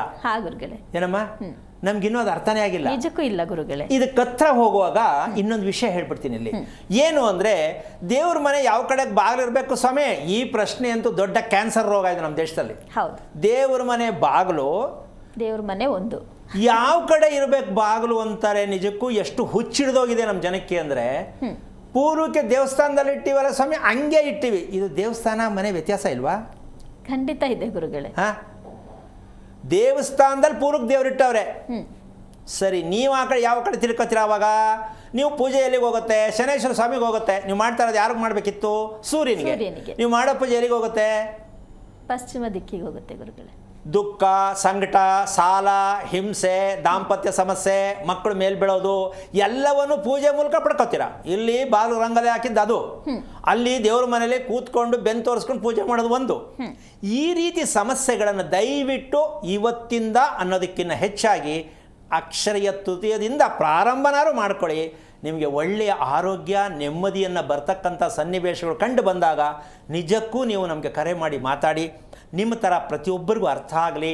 ಪೂಜೆ ಮಾಡೋದ್ರಿಂದನೇ ದೇವರು ಒಡೆಯುತ್ತೆ, ಚಿನ್ನ ತರೋದ್ರಿಂದನೇ ನಮ್ಗೆ ಹೆಚ್ಚಾಗತ್ತೆ, ಸತ್ತವರಿಗೆ ಶ್ರಾದ್ದಗಳನ್ನು ಮಾಡುವ ರೀತಿಯಲ್ಲೇ ನಮಗೆಲ್ಲ ಅನುಕೂಲ ಆಗತ್ತೆ. ಅಂದ್ಕೊಂಡಿರೋ ಸರಿಯೇ ಆಗಿದ್ದರು ಕ್ರಮವನ್ನು ಬಿಟ್ಟು ಮಾಡಿದಾಗ ನೀವೇನೇನು ಮಾಡ್ತಾ ಇದ್ದೀರಾ ಎಲ್ಲವೂ ತದ್ವಿರುದ್ಧವಾಗಿ ನಿಮ್ಮನ್ನು ಇಕ್ಕಟ್ಟಿಗೆ ಸಿಲುಕ್ತಕ್ಕಂತಹ ಸಮಸ್ಯೆಯಲ್ಲಿ ಸಿಕ್ಕಾಕೋತೀರಾ. ಮಾಡ್ತಾ ಇದ್ದೀವಿ ಸ್ವಾಮಿ, ಹಬ್ಬ ಮಾಡ್ತೀವಿ, ಹಿರಿಯರಿಗೆ ಯಾವಾಗ ಎಡೆ ಹಾಕ್ಬೇಕು ಅದನ್ನು ಹಾಕ್ತೀವಿ. ಕೆಲವು ಕೇಳಿ ಎಲ್ಲ ಪೂರ್ತಿ ಲೈನ್ಗೆ ಹೇಳ್ಬಿಡ್ತಾರೆ. ಆದರೆ ಏನಾಗಿದ್ದೀರಾ ನೀವು ಅದೇ ಗೊತ್ತಾಗ್ತಾ ಇಲ್ಲ ಅಂತ ಹೇಳ್ತಾರೆ. ಅಂದರೆ ಇದ್ರ ಮೂಲಕ ಯಾಕೆ ಇದನ್ನು ಹೇಳ್ತಾ ಇದ್ದೀನಿ ಅಂದರೆ, ಈ ಒಂದು ಸಂಜೆ ರಾತ್ರಿ ಹೊತ್ತು ಕೊನೆಗೆ ಸಾಯಂಕಾಲ ಆಗಲ್ಲ ಸ್ವಾಮಿ, ನಮ್ಗೆ ಟೈಮ್ ಸಿಕ್ಕಲ್ಲ ಅಂದರೆ ಪ್ರದೋಷ ಸಮಯದಲ್ಲಿ ಮಾಡೋದು, ಹಸುಗಳು ಮನೆಯ ಒಳಗಡೆ ಪ್ರವೇಶ ಮಾಡಿದಾಗ ಅದು ದೇವರಲ್ವಾ? ಹೌದು ಗುರುಗಳೇ. ಅದು ಒಳಗಡೆ ಪ್ರವೇಶ ಮಾಡಿದಾಗ ರಂಗೋಲಿ ಹಾಕ್ತಕ್ಕಂಥ ವಾಡಿಕೆ ಹಿಂದೆ ಇತ್ತು. ಈಗ ಹಸುನೂ ಇಲ್ಲ, ರಂಗೋಲಿನೂ ಇಲ್ಲ ಅಲ್ವೇನಮ್ಮ? ಹಿಂದೆ ಹಸು ಬರ್ತಿತ್ತು, ಈಗ ಹಸು ಎಲ್ಲಿ ಬರುತ್ತೆ? ನಾಯಿ ಬರುತ್ತೆ. ನಾಯಿ ಅಂತೂ ಓಡಾಡ್ತಾ ಇರ್ತದೆ ಅಲ್ವಾ? ಅದಕ್ಕೆ ರಂಗೋಲಿ ಅವಶ್ಯಕತೆ ಇಲ್ಲ. ಆದರೆ ನಾವು ನಾಯಿಗೆ ಸರಿಸಮಾನವಾಗಿ ಫ್ರೆಂಡ್ಲಿ ಆಗಿಬಿಟ್ಟಿದ್ದೀವಿ ಅಲ್ವಾ? ಹಾಗಾಗಿ ಸಂಜೆಯಲ್ಲಿ ಆಗ್ತಕ್ಕಂಥ ರಂಗೋಲೆ, ನೀವು ಸಗಣಿ ಅಂತ ಬಳಸ್ತಕ್ಕಂಥದ್ದು, ಗೋಮಯವನ್ನು ಮನೆಯ ಬಾಗಿಲಿಗೆ, ಅದು ಕಷ್ಟನೇ. ಗ್ರಾನೈಟ್ ಸ್ವಾಮಿ ಎಲ್ಲ ಕಳನ ನಾವು ಓನರ್ ಬಿಟ್ಟಾರ ಮನೆ ಖಾಲಿ ಮಾಡಿಸ್ತಾರೆ. ಒಂದೊಂದಮ್ಮ ಸಮಸ್ಯೆ. ಬಾಗಿಲಲ್ಲಿ ಗೋಮಯ ಹಸುವಿನ ಸಗಣಿಯನ್ನು ಯಾರು ಕೈಯಲ್ಲಿ ಅದನ್ನು ಸಾರಿಸಿ ಅದರ ಮೇಲೆ ರಂಗೋಲಿ ಹಾಕ್ತಾರೋ ಎಂಥ ಅದ್ಭುತವಾದ ಒಂದು ಗೃಹ ಆಗತ್ತೆ. ಎಲ್ಲಿ ಸ್ವಾಮಿ ಮುಂದ್ಗಡೆ ಮನೆ ಜಾಯಿಂಟ್ ಆಗಿರುತ್ತೆ ಎಲ್ಲ ಕಾರಣ. ಅದು ಬೇಡ. ಉತ್ತರಕ್ಕೆ ಬರೋಣ. ಉತ್ತರ ಈಶಾನ್ಯ ಯಾರಿಗೆ ಗೊತ್ತಿಲ್ಲ? ದೇವಮೂಲೆ. ಆ ದೇವಮೂಲೆಯಲ್ಲಿ ನಿಜಕ್ಕೂ ಈ ದಿನ ಅಕ್ಷಯ ತೃತೀಯ ಬರುವ ದಿನದಲ್ಲಿ ಯಾರು ಉತ್ತರ ಈಶಾನ್ಯದಲ್ಲಿ ನಿಮ್ಮ ಮನೆ ಜಾಗ ಇದ್ದರೆ ನೀವು ಕೋಟಿವಂತರು. ಇನ್ನೊಂದ್ಸಲ ಹೇಳ್ತೀನಿ, ನಿಮ್ಮ ಮನೆಯ ಉತ್ತರ ಈಶಾನ್ಯದಲ್ಲಿ ಗಲ್ಲಿ ಜಾಗ ಏನಾರು ಇಲ್ಲದ ಬೇರೆ ಮನೆಗೆ ಜಾಯಿಂಟ್ ಆಗದೆ ಇದ್ದರೆ ನೀವು ಸದಾ ತೃಪ್ತರು, ಸದಾ ಶ್ರೀಮಂತರು. ಯಾವುದರಲ್ಲಿ? ದಾಂಪತ್ಯದಲ್ಲಿ ಇದ್ದರೆ. ಉತ್ತರ ಇದೆಯಾ ನೋಡ್ಕೊಳ್ಳಿ. ಕೆಲವ್ರಿಗೆ ಇರುತ್ತೆ, ಏನು ಅಂತಂದು ಹಾಕೊಂಡಿರ್ತಾರೆ. ಅದಿದ್ದರೆ ಕ್ಲೀನ್ ಮಾಡಿಕೊಂಡು ಸಗಣಿ ಹಾಕಿ ರಂಗೋಲಿ ಹಾಕಿ ಅದನ್ನು ಪ್ರಾರಂಭ ಮಾಡಿ ಅಕ್ಷಯ ತೃತೀಯ ದಿನ ಉತ್ತರ ಭಾಗದಲ್ಲಿ ಯಾವಾಗ ಗಂಡ ಹೆಂಡತಿ ಹೋಗಿ ಅಲ್ಲಿ ಅಕ್ಷಯವಾಗಿರ್ತಕ್ಕಂತಹ ಒಂದು ರಂಗೋಲಿಯನ್ನು ಅಲ್ಲಿ ಪ್ರದರ್ಶನ ಮಾಡಿ ಅದಕ್ಕೊಂದು ಸಗಣಿಯಲ್ಲಿ ಮಾಡ್ತಕ್ಕಂತಹ ಗಣಪತಿಯನ್ನು ಮಾಡ್ತಕ್ಕಂತಹ ರೀತಿಯಲ್ಲಿ ಅದರ ಮಧ್ಯದಲ್ಲಿ ಹೆಂಗಿರು ಚುಕ್ಕಿ ಇಡ್ತಾರಲ್ವಮ್ಮ, ಚುಕ್ಕಿ ಮಧ್ಯದಲ್ಲಿ ಅದನ್ನು ಇಟ್ಟು ಅರಿಶಿನ ಕುಂಕುಮ ಹಚ್ಚಿ ಪೂಜೆ ಮಾಡಿ ನಮಸ್ಕಾರ ಮಾಡಿದ್ರೆ ಸ್ವರ್ಗಕ್ಕೆ ನೀವು ಹೋಗಿ ಬಂದಿದ್ದೀರಾ ಅಂತ ಆಗುತ್ತೆ. ಈ ಸತ್ಯ ನಿಮ್ಗೆ ಅರ್ಥ ಆದರೆ ಮುಂದುವರಿಸಿ. ನಾನು ಹೇಳ್ತೀನಿ, ಮನೆ ಆ ರೀತಿ ಇದ್ದರೆ ಇಲ್ಲ ನಾವೇನು ಮಾಡೋಣ ಅಂತ ಜಗಳ ಆಡ್ಬಿಡಿ ದಯವಿಟ್ಟು ಗಂಡನ ಮೇಲೆ. ಅವ್ರು ಹೇಳಿದ್ರು ಇಲ್ವಲ್ಲ ಏನು ಮಾಡೋದು, ಹೊಡೆದಾಕಿನಕ್ಕಾಗತ್ತಾ? ಅದಕ್ಕೋಸ್ಕರವಾಗಿ ಮನೆ ಕಟ್ಟುವಾಗ ತೀರ್ಮಾನ ತಗೋಬೇಕು ಅಂತ ಅದಕ್ಕೆ ನಾನು ಪ್ರತಿದಿನ ಹೇಳ್ತೀನಿ. ಶ್ರೇಷ್ಠವಾದ ಮನೆ ಕಟ್ಟಬೇಕು ಅಂದರೆ ಮೂಲೆಗಳನ್ನು ಗಮನಿಸ್ಕೋಬೇಕು. ಅದೃಷ್ಟ ಬರೋದು ಎಲ್ಲಿ ಗೊತ್ತೇನಮ್ಮ? ಮನೆಯ ಮೂಲೆಯಿಂದ ಅದೃಷ್ಟ ಬರುತ್ತೆ ಹೊರತು ಪೂಜೆ ಮಾಡೋದ್ರಿಂದ ಅದೃಷ್ಟ ಬಂದಿದೆ ಅಂತ ಪ್ರಪಂಚದಲ್ಲಿ ಯಾರು ಇದ್ರೆ ದಯವಿಟ್ಟು ಹೇಳ್ಬಿಡಿ. ಯಾವ ರೀತಿ ಪೂಜೆನಾರು ಮಾಡಿರಲಿ, ಅವ್ರು ಮಾಡ್ತಾ ಇರಲಿ, ಅದೃಷ್ಟ ಇರೋದೆಲ್ಲಿ? ಮನೆಯ ಮೂಲೆಗಳಲ್ಲಿ. ನಿಮ್ಮ ಮನೇಲಿ ನೋಡ್ಕೊಳ್ಳಿಯಪ್ಪ, 4 ಮೂಲೆ ಕಾಣ್ತಾ ಇದೆಯಾ ಒಳಗಡೆ? ಇಲ್ಲ. ಹೊರಗಡೆ ಹೋಗಿ ನೋಡಿ, ಇದೆಯಾ? ಇಲ್ಲ. ಮತ್ತು ಹೆಂಗ್ರಿ ಅದೃಷ್ಟ ಬರುತ್ತೆ ನಿಮಗೆ? ಮಕ್ಕಳು ಚೆನ್ನಾಗಿರಬೇಕು, ಗಂಡ ಚೆನ್ನಾಗಿರಬೇಕು, ಹೆಂಗೆ ಬರುತ್ತಿದು? ಮೂಲೆಗಳಿಂದ ಅದೃಷ್ಟ ಬರುತ್ತೆ ಅನ್ನೋದು ಚಾಲೆಂಜ್ ಮಾಡಿ ನಾನು ತೋರಿಸ್ಕೊಡ್ತೀನಿ. ಅದನ್ನು ಕ್ರಮೇಣ 8 ದಿವಸದಲ್ಲಿ ಅದನ್ನು ಹೈಲೈಟ್ ಮಾಡಿ ತೋರಿಸ್ತೀನಿ. ಮನೆಯ ಒಳಗಡೆ ಇರುವ ಮೂಲೆ ಎಷ್ಟು ಚೆನ್ನಾಗಿದೆ ನೋಡಿ, ಮನೆಯ ಹೊರಗಡೆ ಇರುವಂಥ ಮೂಲೆ ಎಷ್ಟು ಚೆನ್ನಾಗಿದೆ ನೋಡಿ, ನಿಮ್ಮ ಮುಂದೆ ತೋರಿಸ್ತೀನಿ. ಅವತ್ತಾರು ಅರ್ಥ ಮಾಡ್ಕೊಳ್ಳಿ ದಯವಿಟ್ಟು. ಕಟ್ಟೋರು ಯೋಚನೆ ಮಾಡೋಕ್ಕೆ ಹೋಗ್ಬೇಡಿ. ಮುಂದೆ ಕಟ್ಟೋರು ಮೂಲೆಗಳನ್ನು ಸರಿಯಾದ ಕ್ರಮದಲ್ಲಿ ನಾವು ಮನೆಯನ್ನು ಅಳವಡಿಸ್ಕೋತೀವಿ ಅನ್ನೋ ಸತ್ಯ ನಿಮಗಾಗಿದ್ದರೆ ದಯವಿಟ್ಟು ಪ್ರಯತ್ನ ಮಾಡಿ. ಜೀವನ ಪರ್ಯಂತ ನೀವು ಯೋಚನೆ ಮಾಡಬೇಕಾದ ಅವಶ್ಯಕತೆ ಇಲ್ಲ. ಎಲ್ಲವೂ ನಿಮಗೆ ಮನೆ ಅದೃಷ್ಟ ಬಾಗಿಲು ಪ್ರತಿದಿನ ಅಕ್ಷಯ ತೃತೀಯ ನಿಮ್ಮ ಮನೆಯ ಬಾಗಿಲಲ್ಲಿ ಕಾಯ್ತಾ ಇರುತ್ತೆ. ನಿಮಗೆ ಪುರ್ಸೊತ್ತಿಲ್ದಂಗೆ ಜೀವನದಲ್ಲಿ ನೆಮ್ಮದಿಯಾಗಿರೋದಕ್ಕೆ ಮಾತಾಡ್ತಾ ಇದ್ದೀನಿ. ದುಡ್ಡು ಕಾಸು ಆಸ್ತಿ ಕೇಳಬೇಡಿ ದಯವಿಟ್ಟು. ಆಮೇಲೆ ಅದು ಬೇರೆ ಫೋನ್ ಮಾಡಿಬಿಟ್ಟರು, ಗುರುಗಳೇ ಹಂಗಾರೆ ಕೂತ್ಕೊಂಡು ದುಡ್ಡೆಲ್ಲ ಬರ್ತದ ಅಂತ ಕೇಳ್ತಾರೆ. ಹಂಗೆಲ್ಲ ಅಲ್ಲ. ಶ್ರೀಮಂತಿಕೆ ಅಂದರೆ ಏನು? ಮನಸ್ಸಿಗೆ ಶ್ರೀಮಂತಿಕೆ ಇರ್ತಕ್ಕಂಥ ಕುಟುಂಬವಾಗಿರಬೇಕು. ಆಗಿರ್ಬೇಕಾ ಬೇಡಮ್ಮ? ಖಂಡಿತವಾಗ್ಲೂ ಬೇಕು. ಈ ಸತ್ಯ ಈ ಒಂದು ಅಕ್ಷತೃತೀಯ ಪ್ರಾರಂಭ ಆಗಲಿ ಅಂತ ನನ್ನ ಒಂದು ನಿಮ್ಮಲ್ಲಿ ಹೇಳ್ತಾ ಇಟ್ಟಿರ್ತಕ್ಕಂತಹ ಒಂದು, ನೀವು ಅದನ್ನು ಎಷ್ಟು ಮಟ್ಟಕ್ಕೆ ಸ್ವೀಕಾರ ಮಾಡ್ತೀರಾ ಮಾಡಿ.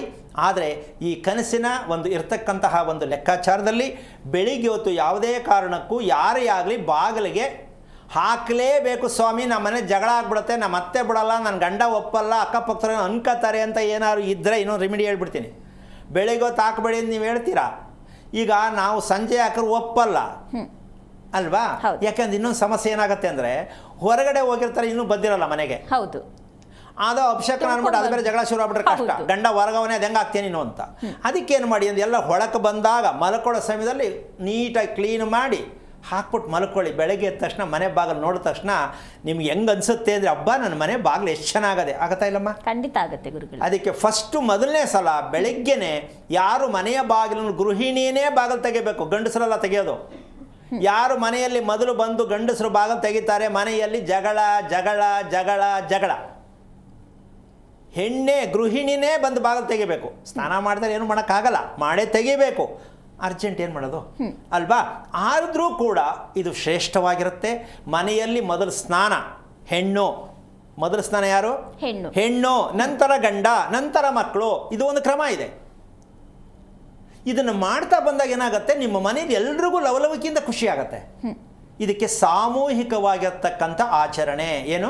ಸಾಮೂಹಿಕವಾದ ಆಚರಣೆ. ಎಲ್ಲರೂ ಸ್ನಾನ ಮಾಡಿ ಸೂರ್ಯ ಉದಯ ಆಗೋದ್ರೊಳಗಡೆ ಮನೆ ಒಳಗಡೆ ಲಕ ಲಕ ಲಕ ಲಕ ಲಕ ಅಂತ ಇರ್ತದೆ ಮನೆಯಲ್ಲಿ. ಏನ್ ಹೇಳ್ತೀಯಮ್ಮ? ಎಲ್ರು ಖುಷಿಯೋ ಖುಷಿ. ಇಲ್ಲ ಒಬ್ರು ಮಲಗಿರ್ತಾರೆ ಬೈತಾರೆ, ಒಬ್ರು ನಾನು ಆಗಲ್ಲ ಅಂತ ಹೇಳ್ತಾರೆ ಬೈತಾರೆ, ನನಗೆ ಹುಷಾರಿಲ್ಲ ಅಂತ ಒಬ್ರು ಹೇಳ್ತಾರೆ, ಮನೆ ಜಗಳ ಶುರು ಆಗುತ್ತೆ. ಇದಕ್ಕೆ ಸಾಮೂಹಿಕ ಪ್ರಾರ್ಥನೆ. ಯಾವುದಕ್ಕೆ? ನಮ್ಮ ಭೂಮಿಗೆ ಸಾಮೂಹಿಕವಾದ ಪ್ರಾರ್ಥನೆ ಸಲ್ಲುತ್ತಂತೆ. ಈ ರೀತಿ ಸೂರ್ಯೋದಯಕ್ಕೆ ಮುಂಚೆ ಕುಟುಂಬ ಸಮೇತವಾಗಿ ಸ್ನಾನ ಮಾಡ್ತಕ್ಕಂಥದ್ದನ್ನು ಈ ಅಕ್ಷಯ ತೃತೀಯದ ಮೂಲಕವಾಗಿ ಪ್ರಾರಂಭ ಮಾಡ್ಕೊಳ್ಳೋಕ್ಕೆ ಪ್ರಯತ್ನ ಮಾಡಿ. ವಯಸ್ಸಾದವ್ರನ್ನ ಬಿಟ್ಬಿಡಿ, ಚಿಕ್ಕ ಮಕ್ಕಳನ್ನ ಬಿಟ್ಬಿಡಿ. ಇವು ಮಿಕ್ಕದವರೆಲ್ಲ ಮಾಡೋದಕ್ಕೆ ಪ್ರಯತ್ನವನ್ನು ಮಾಡ್ತಕ್ಕಂಥದ್ದು ಹೋದರೆ ನಿಮ್ಮಲ್ಲಿ ಪ್ರಶ್ನೆ ಬರಬಾರ್ದು, ನನಗೆ ಯಾಕೆ ಹಿಂಗೆ ಆಗ್ತಾ ಇದೆ ಅಂತ. ಇದಕ್ಕೆ ಉತ್ತರ ಬೇಕು ಅಂದರೆ ಬೆಳಿಗ್ಗೆ ನೀವು ಈ ಕೆಲಸವನ್ನು ಮಾಡಬೇಕು. ರಾತ್ರಿ ಮಲಗಕ್ಕೆ ಮುಂಚೆ ಅಥವಾ ಪ್ರದೋಷದಲ್ಲಿ ನಿಮ್ಮ ಅನುಕೂಲಕ್ಕೆ ನೋಡಿಕೊಂಡು ಮನೆ ಬಾಗಿಲಿಗೆ ಏನು ಹಾಕಬೇಕು? ರಂಗೋಲಿ ಹಾಕೋದನ್ನು ದಯವಿಟ್ಟು ತಪ್ಪದೇ ಮಾಡೋದಕ್ಕೆ ಪ್ರಯತ್ನ ಮಾಡಿ. ಆ ಸಮಯದಲ್ಲಿ ಗಂಡನೂ ಮನೆಯೊಳಗಡೆ ಇದ್ದುಬಿಟ್ರೆ, ಯಾವಾಗ? ಸಂಜೆ 6-6:30. ಅವರಂಥ ಅದೃಷ್ಟ ದಂಪತಿಗಳು ಪ್ರಪಂಚದ ಇತಿಹಾಸದಲ್ಲೇ ಇಲ್ಲ. ಅವರಷ್ಟು ಕ್ಲೋಸ್ ಆಗಿ ಯಾರು ನೋಡೋಕ್ಕೆ ಆಗಲ್ಲ. ಹೊಟ್ಟೆವ್ರು ಬಿಟ್ಕೊಂಡ್ಬಿಡ್ತಾರೆ, ಏನು ಇವ್ರು ಹಿಂಗವ್ರಲ್ಲ ಅಂತ. ಆ ಸಮಯದಲ್ಲಿ ಗಂಡ ಹೆಂಡತಿ ಜೊತೆ ಇರೋಕ್ಕಾಗತ್ತಾ? ಸಾಧ್ಯ ಇದೆಯಾ? ಪಾಪ ಎಷ್ಟೋ ಜನ ಯೋಚನೆ ಮಾಡಬೇಡಿ, ಏನು ಮಾಡೋಕ್ಕಾಗಲ್ಲ. ಮದುವೆ ಮಾಡೋಕ್ಕೆ ಮುಂಚೆ ಯೋಚನೆ ಮಾಡಬೇಕು, ನನ್ನ ಗಂಡ ಬೇಗ ಮನೆಗೆ ಬರ್ತಾನ ಲೇಟಾಗಿ ಬರ್ತಾನ ಅಂತ. ಆ ಹೆಣ್ಣು ಗಂಡು ಅಂತಕ್ಕಂಥ ವಿಚಾರಕ್ಕೆ ಹೋದಾಗ ಕುಟುಂಬಸ್ಥರು ಕೂಡ ಯೋಚನೆ ಮಾಡಬೇಕು. ನನ್ನ ಮಗಳಿಗೆ ಬೇಜಾರಾಗ್ದಂಗೆ ಅಳಿಯ ಮನೆಗೆ ಬೇಗ ಬರ್ತಾರಾ, ಕೂತ್ಕೊಳ್ಳಪ್ಪ ಹೆಣ್ಣು ಕೊಡ್ತೀನಿ.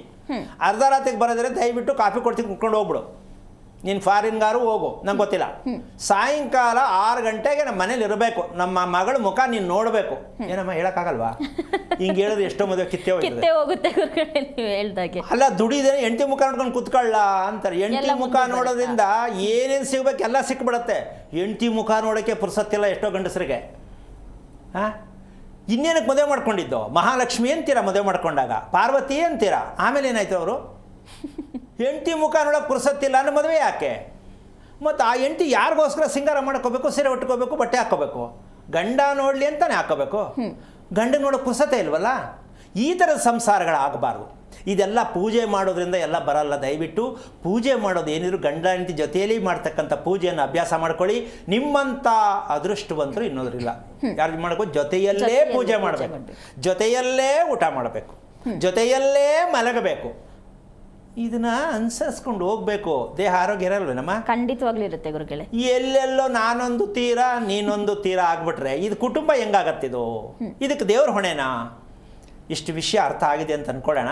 ಯಾಕೆಂದ್ರೆ ಈ ಅಕ್ಷಯ ಅಂತಕ್ಕಂಥದ್ದು ನಿಜಕ್ಕೂ ಹೇಳ್ತೀನಿ, ಅದರಲ್ಲೂ ಈಗ ಹಸು ಇಲ್ಲದ ಕಾರಣ ಒಂದು ಮೆಸೇಜ್ ಅದನ್ನು ತೋರಿಸ್ತೀನಿ. ಮನೆಯಲ್ಲಿ ಯಾರು ಕಪಿಲವರ್ಣದ ಹಸು, ಶ್ರೀಕೃಷ್ಣ ನಿಂತಿರ್ತಕ್ಕಂಥದ್ದು ಯಾರ ಮನೆಯಲ್ಲಿ ಫೋಟೋ ಇಟ್ಕೊಂಡಿರ್ತಿರೋ ಬೆಡ್ರೂಮಲ್ಲೋ ಹಾಲಲ್ಲೋ ಅವ್ರ ಮನೆಯಲ್ಲಿ ನಿಮಗೆ ತಥಾಸ್ತು ಶ್ರೀಕೃಷ್ಣನಿಗೆ ಶ್ರೀಗಂಧದ ಅಲಂಕಾರವನ್ನು ಮಾಡ್ತಕ್ಕಂತಹ ವಿಚಾರ ಅಕ್ಷಯ ತೃತೀಯದಲ್ಲಿ ಯಾರು ಮಾಡ್ತಾರೋ ಎಷ್ಟೋ ಜನ್ಮದ ಪುಣ್ಯಗಳು ಲಭ್ಯವಾಗುತ್ತೆ. ಶ್ರೀಕೃಷ್ಣ ಮನೆಯಲ್ಲಿ ಇರಲೇಬೇಕು ಹಸಿವಿನ ಜೊತೆಯಲ್ಲಿ. ಎಷ್ಟು ಜನ ಇಟ್ಕೊಂಡವ್ರೆ, ಎಷ್ಟು ಜನಕ್ಕೆ ಇದರ ಅರ್ಥ ಗೊತ್ತಾಗಿದೆ, ಎಷ್ಟೊಂದು ಅರ್ಥಗರ್ಭಿತವಾದ ವಿಚಾರಗಳನ್ನ ತಿಳ್ಕೊಳ್ಳಿ. ಮನೆ ತುಂಬ ಫೋಟೋ ಇಟ್ಕೊಂಡಿರ್ತೀರ, ಎಲ್ಲದಕ್ಕೂ ಪೂಜೆ ಮಾಡ್ತೀರ, ಎಲ್ಲದಕ್ಕೂ ಅರ್ಶಿನ ಕುಂಕುಮ ಹಚ್ಚಿರ, ಸೊಂಟ ಬಿದ್ದೋಗುತ್ತೆ, ಕಾಲು ನೋವು ಬರುತ್ತೆ.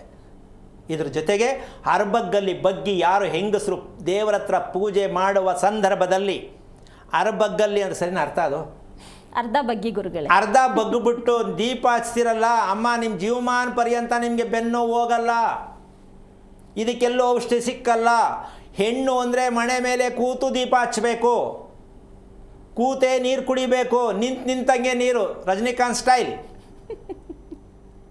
ರೋಗಗಳು ಎಲ್ರಿ ಬರ್ತಾ ಇದೆ, ನಾವು ನಡ್ಕೊಳ್ತಾ ಇರೋ ರೀತಿಯಲ್ಲಿ ರೋಗಗಳು ಜಾಸ್ತಿ ಆಗಿದೆ ಹೊರತು ನಮಗೆ ನೀರು ಕುಡಿಯೋಕ್ಕೂ ಗೊತ್ತಿಲ್ಲ, ಊಟ ಮಾಡೋಕ್ಕೆ ಗೊತ್ತಿಲ್ಲ, ದೀಪ ಹಚ್ಚೋಕ್ಕೂ ಕುತ್ಕೊಂಡು ದೀಪ ಹಚ್ಚಬೇಕು. ಎಷ್ಟು ಜನ ಮನೆ ಮಾಡಿಕೊಂಡು ಮನೆ ಇಲ್ಲದೆ ದೇವರ ಮನೆ ಯಾವ ಕಾರಣಕ್ಕೂ ಆಗಲಿಕ್ಕಿಲ್ಲ. ಮನೆ ಮೇಲೆ ಕೂತು ಮಾಡಬೇಕು, ಮನೆ ಇರಲೇಬೇಕು. ಅದರಲ್ಲೂ ಹೆಂಗಸರು ಮನೆ ಮೇಲೆ ಕೂತ್ಕೊಂಡು ಊಟ ಮಾಡಿದ್ರೆ ಸಾಕ್ಷಾತ್ ಮಹಾಲಕ್ಷ್ಮಿ ಬಂದಿದ್ದಾರೆ ಅಂತ ಅರ್ಥ. ಎಷ್ಟು ಜನ ಪಾಪ ಕಾಲು ನೋವು ಟೇಬಲ್ ಮೇಲೆ ಕೂತ್ಕೊಂಡು ಕಾಲು ಆಡಿಸ್ಕೊಂಡು ಊಟ ಮಾಡೋ ಪರಿಸ್ಥಿತಿ ಬಂದ್ಬಿಟ್ಟಿದೆ. ಅದಕ್ಕೋಸ್ಕರವಾಗಿ ಇದೆಲ್ಲ ಹೇಳ್ತಾ ಇದ್ದೀನಿ ಅಂತ ದಯವಿಟ್ಟು ಯಾರು ತಪ್ಪಾಗಿ ಭಾವಿಸಬಾರ್ದು. ನಿಮ್ಮ ಜೀವನದಲ್ಲಿ ಪ್ರತಿದಿನ ಹೊಸ ಹೊಸ ಜೀವನವನ್ನು ನೀವು ಪ್ರಾರಂಭ ಮಾಡಬೇಕು, ಹೊಸದಾಗಿ ಬರ್ತಾ ಇರಬೇಕು. ನಿಮ್ಮ ಜೀವನದಲ್ಲಿ ನೆಮ್ಮದಿ ಅಂತಕ್ಕಂಥ ಹತ್ರ ಆಗಬೇಕು, ಇರ್ತಕ್ಕಂಥ ಯೋಚನೆ ದೂರ ಆಗ್ತಾ ಹೋಗಬೇಕು, ಹಿರಿಯರ ಆಶೀರ್ವಾದ ಸದಾ ಸಿಗಬೇಕು ಅಂತಕ್ಕಂತಹ ಮೂಲ ಸತ್ಯ ಪ್ರತಿ ಹಬ್ಬ ಹರಿದಿನಗಳನ್ನ ಮಾಡ್ತಕ್ಕಂಥ ಉದ್ದೇಶ ಏನಪ್ಪ ಅಂದರೆ ಅದರದೇ ಆದಂಥ ಒಂದು ಶಾಸ್ತ್ರೀಯ ಪದ್ಧತಿ ಧರ್ಮವಾಗಿರ್ತಕ್ಕಂಥದ್ದು. ಅದಕ್ಕನುಸಾರವಾಗಿ ಊಟ ವ್ಯವಸ್ಥೆ ಮಾಡ್ತಾರೆ, ಅದಕ್ಕನುಸಾರವಾಗಿ ತಿಂಡಿಗಳನ್ನ ಮಾಡ್ತಾರೆ.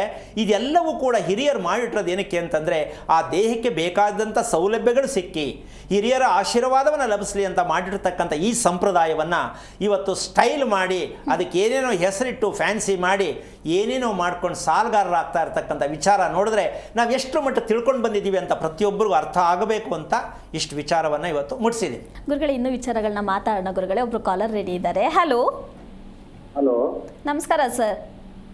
ನಮಸ್ತೆ ಮೇಡಮ್. ಯಾರ ಬಗ್ಗೆ ತಿಳ್ಕೊಬೇಕಿತ್ತು? ನನ್ನ ಮಗಳ ಬಗ್ಗೆ ತಿಳ್ಕೊಬೇಕು. ಅವ್ರದ್ದು ನಕ್ಷತ್ರ ತಿಳಿಸಿ. ತಿಳಿಸಿ ಮೇಡಮ್. ನಕ್ಷತ್ರ ರೇವತಿ ನಕ್ಷತ್ರ. ಗುರುಗಳಿದ್ದಾರೆ, ಮಾತಾಡಿ. ಹಲೋ ಹಲೋ ನಮಸ್ತೆ ಗುರುಗಳೇ. ನಾರಾಯಣ, ಹೇಳಮ್ಮ. ಯಾರು ನಿಂದೇನಾ ರೇವತಿ? ಸರ್. ಸ್ವಾಮಿ. ಏನು ಮಾಡ್ತಾ ಇದೀಯಾ? ನಾನು ಫೈನಲ್ ಇಯರ್ ಡಿಗ್ರಿ ಇವಾಗ 6th ಸೆಮ್ ಎಕ್ಸಾಮ್ ಬರೀಬೇಕು ಸರ್. ಎಕ್ಸಾಮ್ ಬರೆದಾಯ್ತಾ, ಬರೀಬೇಕಾ? ಬರೀಬೇಕು ಜೂನಲ್ಲಿ. ಓಕೆ, ಈಗ ಏನು ವಿಚಾರಕ್ಕೆ ಕೇಳಕ್ಕೆ ಮಾಡಿದೆ? ನನ್ನ ಹೆಸರು ಸರಿತಾ ಅಂತ. ರೇವತಿ ನಕ್ಷತ್ರ. ಏನಮ್ಮ? ಮೀನರಾಶಿ ರೇವತಿ ನಕ್ಷತ್ರ. ಏನಾಗಬೇಕಿತ್ತು? ಏನು ಬೇಕು ನಿನಗೆ? ಅದೇ ಎಜುಕೇಶನ್ ಬಗ್ಗೆ ನೆಕ್ಸ್ಟ್ ಓದ್ಬೇಕು, ಮುಂದುವರ್ಸಕ್ಕೆ ಏನು ಕೇಳಕ್ ಮಾಡಿ. ಓಕೆ, ನಿನಗೆ ಕೋಪನ ಬೇಜಾರ ಜಾಸ್ತಿ ಯಾವ್ದು ಬರುತ್ತೆ? ಕೋಪ ಜಾಸ್ತಿನಾ ಬೇಜಾರು ಜಾಸ್ತಿ ಅಮ್ಮ ನಿನಗೆ? ಕೋಪ ಏನು ಜಾಸ್ತಿ? ಕೋಪ ಬರುತ್ತಾ ಬೇಜಾರು ಬರುತ್ತಾ ಅಂತ ಕೇಳ್ತೀನಿ. ಯಾವಾಗಾದರೂ ಯಾವುದೇ ಸಂದರ್ಭಕ್ಕೆ? ಇಲ್ಲ, ಕೋಪ ಹತ್ರ ಏನಿಲ್ಲ. ಕೋಪ ಬೇಜಾರು ಏನಿಲ್ಲ? ಇಲ್ಲ ಇಲ್ಲ. ಖುಷಿಯಾಗೇ ಇರ್ತೀಯಾ? ಹಾಂ. ಓಕೆ. ಕಾಲು ಜೋಗಿಡಿಯುತ್ತಾ, ಕಾಲು ನೋವು ಬರುತ್ತಾ? ಕಾಲು ನೋವು ಬರಲ್ಲ, ಯಾವಾಗಾದ್ರೂ ಒಂದೊಂದ್ಸರಿ ನೋವು ಇರುತ್ತೆ. ಅದು ಒಂದೊಂದ್ಸಲನೇ ಮತ್ತೆ ಹೇಳ್ತಿರೋ, ದಿನ ಇರೋದು ಬೇಡ. ಹಾಂ. ಯಾಕೆ ಇದನ್ನು ಕೇಳಿದೆ ಅಂದರೆ ಯಾವತ್ತೂ ತಿಳ್ಕೊ, ಒಂದು ಹೆಣ್ಣುಡುಗಿಯಾಗಿ ಏನು ಪ್ರಶ್ನೆ ಕೇಳಬೇಕಂದ್ರೆ ನನ್ನ ಆರೋಗ್ಯ ಎಷ್ಟು ಮಟ್ಟಿಗೆ ಇರುತ್ತೆ ಅಂತ ತಿಳ್ಕೊಬೇಕೇ ಹೊರತು ಮುಂದೆ ಏನಾಗ್ತೀನಿ, ಏನು ಓದಬೇಕು ಅಂತ ಕೇಳೋದಲ್ಲ. ಈ ಕೆಟ್ಟ ಅಭ್ಯಾಸ ಯಾವತ್ತೂ ನಮ್ಮ ದೇಶದಲ್ಲಿ ಹೋಗಬೇಕಿದು. ಮುಂದೆ ಏನಾಗ್ತೀನಿ, ನಾನು ಏನು ಓದಬೇಕು, ಇದೆಲ್ಲ ಎಲ್ಲೂ ಪ್ರಪಂಚದಲ್ಲಿಲ್ಲ. ಅದೆಲ್ಲ ಬರೀ ಸುಳ್ಳು. ನೀವು ಆ ಸುಳ್ಳನ್ನೇ ಸುಳ್ಳನಾಗಿ ಮತ್ತೆ ಕೇಳ್ತಾ ಹೋಗ್ತೀರಾ. ಹೇಳೋರು ಸುಳ್ಳೇ ಹೇಳ್ತಾರೆ, ನೀವು ಸುಳ್ಳೇ ಕೇಳ್ತೀರಾ. ಏನು ಅರ್ಥ ಇದೆ ಇದರಲ್ಲಿ? ನಿನ್ನ ಆರೋಗ್ಯ ಚೆನ್ನಾಗಿರ್ಬೇಕಾ ಬೇಡವಾ? ಆರೋಗ್ಯ ಚೆನ್ನಾಗಿರ್ಬೇಕು. ಮತ್ತು ಅದನ್ನು ಬಿಟ್ಟು ಓದೋದು ನೀನು ಆಟೋಮೆಟಿಕ್ ನೀನೇ ಓದೋದು, ನೀನೇ ಬರೆಯೋದು, ನೀನು ಚೆನ್ನಾಗಿರ್ತೀಯ. ನಾನೇನು ಹೇಳೋಂಗಿಲ್ಲ, ಅದರಲ್ಲಿ ಯಾರೂ ಹೇಳೋಕ್ಕಾಗಲ್ಲ. ಈ ಅಭ್ಯಾಸ ನಿನ್ನ ಮೂಲಕ ಈ ಅಭ್ಯಾಸ ಯಾವಾಗಲೂ ಚೆನ್ನಾಗಿರಲಿ ಅಂತ ಹೇಳ್ತಾ ಇದ್ದೀನಿ. ಬೇಜಾರಾಯ್ತಾ? ತಿಳ್ಕೊಂಡ್ಯಾ? ನೋಡಿ ಮದುವೆ ಮಾಡ್ಬೇಕು ಅಂತ ಇದ್ದೀವಿ ಒಂದು ನಿಮಿಷ ಮದುವೆ ಮಾಡುವಂತೆ ಪರವಾಗಿಲ್ಲ, ಯಾವಾಗಲೇ ತಿಳ್ಕೊಳ್ಳಿ. ಯಜಮಾನ್ರೆ ನಿಮ್ಮ ಹೆಸರೇನು? ಮಾರೇಗೌಡ ಅಂತ ಸ್ವಾಮೀಜಿ ಅವ್ರ ತಂದೆ. ಸರಿ, ನಿಮಗೆ ಜಮೀನು ಎಷ್ಟಿದೆ? ಜಮೀನೆಲ್ಲ ಒಂದು 20 ಗುಂಟೆ. 20 ಗುಂಟೆನ? ಯಾರು ಸಂಪಾದನೆ ಮಾಡಿದ್ದು, ನೀವೇನ ನಿಮ್ಮ ತಂದೆನಾ? ನಮ್ಮ ತಂದೆ ಓಕೆ, ನೀವು ವಾಸ ಮಾಡೋ ಮನೆ ಎಷ್ಟು ವರ್ಷದ್ದು? 7 years ಆಗಿ. ಕಟ್ಸಿದ್ದಾ? ಹಾಂ, ಕಟ್ಸಿದ್ದು ನಾಳೆ. ಆ ಕಟ್ಟದ ಮೇಲೆ ಯಾವಾಗಾದರೂ ಹಾವು ನೋಡಿದ್ರ ಮನೆ ಹತ್ರ? ಇಲ್ಲ, ಮನೆಯಿಂದ ಆಚೆ. ಅದು ಆ ಕಡೆನೇ ಆಗಲಿ, ನೋಡಿದ್ರಿ ತಾನೇ? ಹೌದೌದು. ಯಾಕೆ ಹೇಳ್ತೀನಿ ಅಂದರೆ, ನಿಮ್ಮ ಮಗಳು ರೇವತಿ ನಕ್ಷತ್ರ ಅಂದರೆ ಇದು ನಿಮ್ಮ ಜಮೀನಿನಲ್ಲಿ ಇರ್ತಕ್ಕಂಥ ಒಂದು ಆಸ್ತಿ. ನಿಮ್ಮ ಜಮೀನಲ್ಲಿ ಇದಿದೆ. ಹಾಂ ಸರ್, ಸೈಟ್ ಪರ್ಚೇಸ್ ಮಾಡಿ ಕಟ್ಟಿ ಸರ್ ನಮ್ಮ ಮನೆ ಇದು. ಒಂದು ನಿಮಿಷ, ನಾನು ಅದನ್ನೇ ಹೇಳ್ತಾ ಇಲ್ಲ. ನಿಮ್ಮ ಜಮೀನು, ವ್ಯವಸಾಯದ ಜಮೀನಲ್ಲಿ ಹಾವು ಓಡಾಡ್ತಕ್ಕಂತಹ ಇರ್ತಕ್ಕಂತಹ ಜಾಗವಾಗಿರುವಂಥ ವಿಚಾರ ಇದೆ. ಇಲ್ಲ, ನಾವು ತಗೊಂಡಿದ್ದ ಉತ್ತ ಗೀತ ಏನಿರಲ್ಲ ಸರ್. ನಾವು ಒಂದು ನಿಮಿಷ ಕೇಳಿಸ್ಕೊಳ್ಳಿ. ನೀವು ಅಲ್ಲಿ ಜಮೀನಲ್ಲಿ ನಿಂತ್ಕೊಂಡ್ರೆ ಸುತ್ತ ನಿಮಗೆ ಉತ್ತ ಮನಸ್ಸಲ್ಲಿ, ಅಂದರೆ ಯಾರ್ದೋ ಬೇರೆ ಜಮೀನಾಗಿರ್ಬೋದು, ಅಲ್ಲಿ ಉತ್ತ ಕಾಣ್ತಾ ಇಲ್ವಾ? ಯಾವೂ ಇಲ್ಲ ಸ್ವಾಮೀಜಿ, ಅಂಥದ್ದು ಯಾವೂ ಇಲ್ಲ ಇಲ್ಲಿ. ಓಕೆ, ಇಲ್ಲಲ್ಲಪ್ಪ ಜಮೀನಲ್ಲಿ ಒಂದು ಪ್ರಾಪರ್ಟಿ, ಓನ್ ಪ್ರಾಪರ್ಟಿ ನಮ್ಮ ತಾತಾರ ಪ್ರಾಪರ್ಟಿ ಅಲ್ಲೊಂದು ಇದೆ ಸರ್ ಜಮೀನಲ್ಲಿ. ನೋಡಿ, ಇಷ್ಟೊತ್ತು ಗಂಟ ಈಗ ಜ್ಞಾಪಕ ಬಂತು ನಿಮಗೆ. ಇದ್ರ ರಹಸ್ಯವೇ ನಿಮ್ಮ ಮಗಳು. ಒಂದು ನಿಮಿಷ ಇದನ್ನು ಕೇಳಿಸ್ಕೊಳ್ಳಿ. ನಿಮ್ಮ ಮಗಳು ಹುಟ್ಟಿರ್ತಾವ ರೇವತಿ ನಕ್ಷತ್ರ. ಸರ್ಪ ವಾಸ ಮಾಡುವ ಜಾಗವನ್ನು ತಿಳಿಯದೆ ಬದುಕುತ್ತಿರುವವರ ಮನೆಯಲ್ಲಿ ಹುಟ್ಟುತ್ತೆ ರೇವತಿ ನಕ್ಷತ್ರದ ಮಗು. ಈ ಮಗುವಿಗೆ ಏನೋ ಒಂಥರ ಕಳ್ಕೊಂಡಂಗೆ ಬೇಜಾರು ಮಾಡ್ಕೊಂಡಿರ್ತಾಳೆ. ಇದರಿಂದ ಕಾಲಲ್ಲಿ ಜೂಮ್ ಹಿಡಿಯೋದು, ಕಾಲಲ್ಲಿ ನೋವು ಬರೋದ್ರಿಂದ ಏನಾಗುತ್ತೆ, ಮನಃಶಾಂತಿ ಇಲ್ಲದ ರೀತಿಯಲ್ಲಿ ಮಗು ಇರುತ್ತೆ. ಈ ಸತ್ಯವನ್ನು ತಿಳ್ಕೊಂಡು ಮದುವೆ ಪ್ರಯತ್ನ ಮಾಡಿ, ಹುಡುಕಬೇಡಿ ಮದುವೆ ಮಾಡಬೇಕು ಅಂತ. ಈ ಕ್ರಮವನ್ನು ಅನುಸರಿಸಿ ರೇವತಿ ನಕ್ಷತ್ರದ ಮಗುವಿಗೆ ನಾನು ತಂದೆಯಾದವನು ಏನು ಮಾಡಬೇಕು ಇದನ್ನು ತಿಳ್ಕೊಳ್ಳಿ ದಯವಿಟ್ಟು. ಅವಳಿಗೆ ಒಳ್ಳೆ ಕಡೆ ಆಫರ್ ಬರುತ್ತೆ, ಅಂದರೆ ಒಳ್ಳೆ ಕಡೆ ಸಂಬಂಧ ಬರುತ್ತೆ, ಅವಳು ಓದಿದ್ದಕ್ಕೂ ಸಾರ್ಥಕವಾಗುತ್ತೆ. ಇದನ್ನು ತಿಳ್ಕೊಳ್ಳದೆ ಮುಚ್ಚಿಟ್ಬಿಟ್ಟು ಶಾಸ್ತ್ರ ಕೇಳ್ಬಿಟ್ಟು ಮದುವೆ ಮಾಡಿದ್ರೆ ನಿಮ್ಮ ಮಗಳಿಗೆ ನೆಮ್ಮದಿ ಕೊಡ್ಲಿಕ್ಕೆ ಸಾಧ್ಯ ಆಗಲ್ಲ. ತಿಳ್ಕೊಳ್ಳಿ, ಒಳ್ಳೆಯದಾಗಲಿ. ಕರೆ ಮಾಡಿದ್ದಕ್ಕಾಗಿ ಧನ್ಯವಾದಗಳು ಸರ್. ಗುರುಗಳೇ, ಮತ್ತೊಬ್ಬರು ಕಾಲರ್ ಇದ್ದಾರೆ. ಹಲೋ ಸರ್, ನಮಸ್ತೆ. ಯಾರ ಬಗ್ಗೆ ತಿಳ್ಕೊಬೇಕಿತ್ತು ಚಂದ್ರಹಾಸ ಅವರೇ? ಚನ್ನಬಸವ ಅಂತೇಳಿ ನಮ್ಮ ಬಗ್ಗೆನೇ ತಿಳ್ಕೊಂಡಿದ್ದೆ. ನಿಮ್ದು ನಕ್ಷತ್ರ ತಿಳಿಸಿ. ನಮಗೆ ರಾಶಿ ಗೊತ್ತು ಮೇಡಮ್, ನಕ್ಷತ್ರ ಗೊತ್ತಿಲ್ಲ. ರಾಶಿನೇ ತಿಳಿಸಿ ಸರ್. ಮೀನ ರಾಶಿ ಮೇಡಮ್. ಗುರುಗಳಿದ್ದಾರೆ, ಮಾತಾಡಿ. ಹಲೋ ಹಲೋ, ಹಾಂ ಹೇಳಿ ಚಂದ್ರಹಾಸನ, ನಿಮ್ಮ ಹೆಸರು? ಚನ್ನಬಸಪ್ಪ ಅಂತ ಗುರುಗಳೇ. ಏನು ಮಾಡ್ತಾ ಇದ್ದೀರಾ? ನಾನು ಮನೆ ಕಟ್ಟಡ ಕೆಲಸ ಮಾಡ್ತೀನಿ ಗುರುಜಿ. ಎಷ್ಟು ವಯಸ್ಸು? ವಯಸ್ಸು 42 ಗುರುಜಿ. ಏನಾಗಬೇಕಿತ್ತು ತಮಗೆ? ಮನೆಯಲ್ಲಿ ಒಂದರಿಂದ ಒಂದು ಹಂಗೆ ಸಮಸ್ಯೆ ಆಗ್ತಾ ಇದೆ ಗುರುಜಿ. ಎಷ್ಟು ವರ್ಷದ ಮನೆ ಅದು? ವರ್ಷಕ್ಕೆ ಒಂದು 8-9 ವರ್ಷದ ಮನೆ ಗುರುಜಿ. ನೀವೇ ಕಟ್ಸಿದ್ದಾ? ನಾನೇ ಕಟ್ಟಿದ್ದು ಗುರುಜಿ. ಓಕೆ. ಈ ರಸ್ತೆ, ನಿಮ್ಮ ಮನೆಗೆ ರಸ್ತೆ ಯಾವ್ದಿರೋದು? ಪಶ್ಚಿಮಕ್ಕ ದಕ್ಷಿಣಕ್ಕ? ಉತ್ತರಕ್ಕಿದೆ ಗುರುಜಿ. ಒಂದೇ ರಸ್ತೆನೇ ಇರೋದು? ಅದು ಒಂದೇ ರಸ್ತೆ ಗುರುಜಿ. ಅದು ಇನ್ನಕ್ಕೆ ಏನಾದ್ರು ಕೋಟೆ ಅಂತದು, ಲಕ್ಷ್ಮೀದೇವ ಕೋಟೆ ಅಂತದು, ಕೋಟೆ ಮೇಲೆ ರಸ್ತೆ ಇದೆ ಗುರುಜಿ. ಯಾಕಿದನ್ನು ಹೇಳಿದೆ ಅಂದರೆ, ನಿಮ್ಮ ರಸ್ತೆ, ನೀವು ಮನೆ ಕಟ್ಟಿದ್ರಲ್ಲ ಜಾಗ, ಗುರುಜಿ, ಆ ಜಾಗ ಮತ್ತು ರಸ್ತೆ ಏರಿಳಿತ ಅಂದರೆ ಅಪ್ ಡೌನ್ ಕಾಣಿಸುತ್ತೆ, ನೋಡಿದ್ದೀರಾ? ಹೌದು ಗುರುಜಿ. ಅದರಿಂದ ಮನೆಯಲ್ಲಿ ಕಲಹ ಪ್ರಾಪ್ತಿ. ಅಂದರೆ ನೀವೇ ಮಾಡ್ಕೊಂಡು ನೀವೇ ಮನೆ ಕಟ್ಕೊಂಡು ಅನುಭವಿಸೋಕ್ಕೆ, ನನ್ನ ಹೆಂಡತಿಯೇ ನನಗಾಗಲ್ಲ, ನನ್ನ ಮಗಳೇ ನನಗಾಗಲ್ಲ, ಅಕ್ಕಪಕ್ಕದವ್ರು ಆಗಲ್ಲ ಅಂತ ಕೂತ್ಕೊಂಡು ಯೋಚನೆ ಮಾಡುವಂಥ ಮನೆ ಕಟ್ಟಿಬಿಟ್ಟು ನೆಮ್ಮದಿಯಲ್ಲಿ ಬರುತ್ತೆ. ಮನೆ ಕಟ್ಟಬೇಕಾದ್ರೆ ಇವು ಜಾಗವನ್ನು ಪರಿಶೀಲನೆ ಮಾಡಿ ಮನೆ ಕಟ್ಟಬೇಕು ಯಜಮಾನ್ರೆ. ನಾವು ಜಾಗ ಖಾಲಿ ಇದೆ ಅಂದ್ಬಿಟ್ಟು ಮನೆ ಕಟ್ಟಿಬಿಟ್ರೆ ಆ ಮನೆ ಕಟ್ಟೋಕ್ಕಷ್ಟು ಕಷ್ಟ, ಅದಕ್ಕೆಷ್ಟು ದುಡ್ಡು, ನಾವು ಅನುಭವಿಸೋದು ಏನಕ್ಕೆ ಬೇಕು? ಅದಕ್ಕೋಸ್ಕರವಾಗಿ ಮನೆ ಬಿಟ್ಬಿಡಿ ಅಂತ ನಾನು ಹೇಳ್ತಾ ಇಲ್ಲ. ಇದೆಲ್ಲ ಗಮನಿಸಿ. ಜಾಗ ಸಿಕ್ತು, ಸೈಟ್ ಸಿಕ್ತು ಅಂತ ಮನೆ ಕಟ್ಟೋದಲ್ಲ. ಈ ಸೈಟು ರಸ್ತೆಗೂ ಸಂಬಂಧ ಇದೆಯಾ? ಮನೆ ಕಟ್ಟಿದ್ರೆ ಒಳ್ಳೆಯದಾಗತ್ತಾ? ಕಟ್ಟಿದ್ರೆ ಯಾವ ರೀತಿ ಕಟ್ಟಬೇಕು? ಈ ಕ್ರಮವನ್ನು ಅನುಸರಿಸಿ ಮಾಡೋದಕ್ಕೆ ಪ್ರಯತ್ನ ಮಾಡಿ. ಶಾಸ್ತ್ರಕ್ಕೆ ತಲೆ ಕೆಡಿಸ್ಕೊಳ್ಳೋಕೆ ಹೋಗ್ಬೇಡಿ.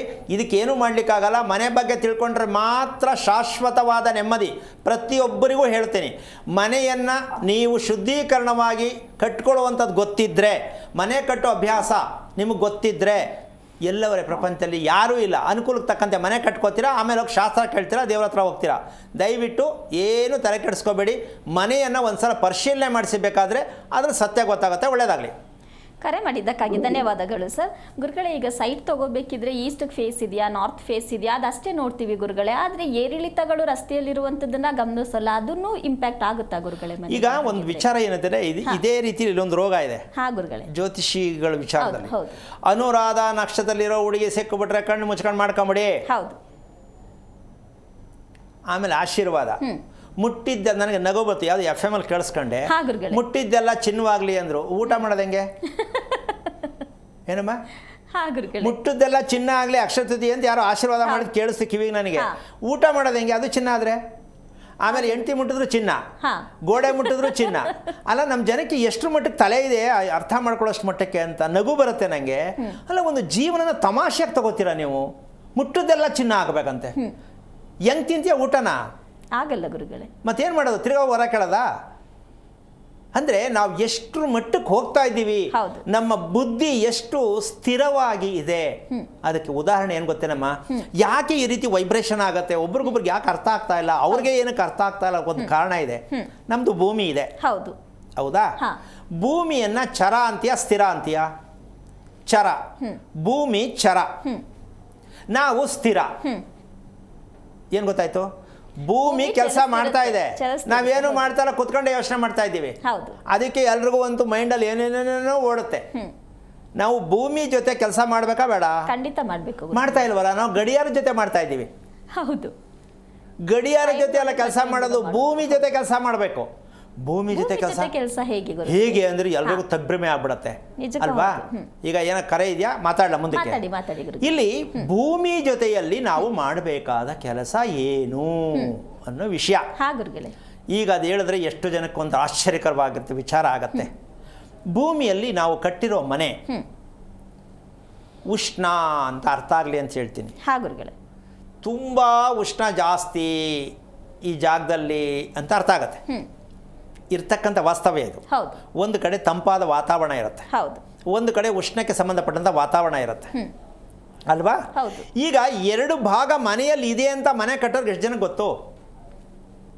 ಮನೆ ಕಟ್ಟಬೇಕು, ಕಟ್ತೀವಿ ಅಷ್ಟೇ ಗೊತ್ತು ಗುರುಗಳೇ. ಅದನ್ನ ಐಡೆಂಟಿಫೈ ಮಾಡುವಂತ ನಿಜಕ್ಕೂ ಇವತ್ತೇ ಗೊತ್ತಾಗ್ತಿರೋದು. ಅದಕ್ಕೆ ಆಧಾರ ಏನು ಅಂದ್ರೆ ಹಸುವಿನ ಕಾಲನ್ನ ನೋಡಿ ಪಕ್ಕ ಸೆಂಟ್ರ್ ಎರಡು ಓಪನ್ ಇದೆಯಾ ಇಲ್ವಾ? ಖಂಡಿತ ಇದೆ ಗುರುಗಳೇ. ಅದರಂತೆ ಇರಬೇಕು. ಅದು ನಾವು ಮಾಡಿದ್ದಲ್ಲ, ಹೌದಲ್ಲ? ಹಸುವಿನ ಕಾಲನ್ನು ನೋಡಿ ಮನೆಯನ್ನ ಮಡಿ ಮಾಡಿ ಎರಡು ಭಾಗ ಇರಬೇಕು. ಮನೆಯ ಒಳಗಡೆ ಭೂಮಿ ಎರಡು ಭಾಗ ಆಗಬೇಕು, ಮಧ್ಯದಲ್ಲಿ ರಸ್ತೆ ಇರಬೇಕು. ಮನೆಯ ಒಳಗಡೆ ರಸ್ತೆ ಇರಬೇಕು. ಅರ್ಥ ಆಗಲಿ ಅಂತ ಹೇಳ್ತಾ ಇದ್ದೀನಿ.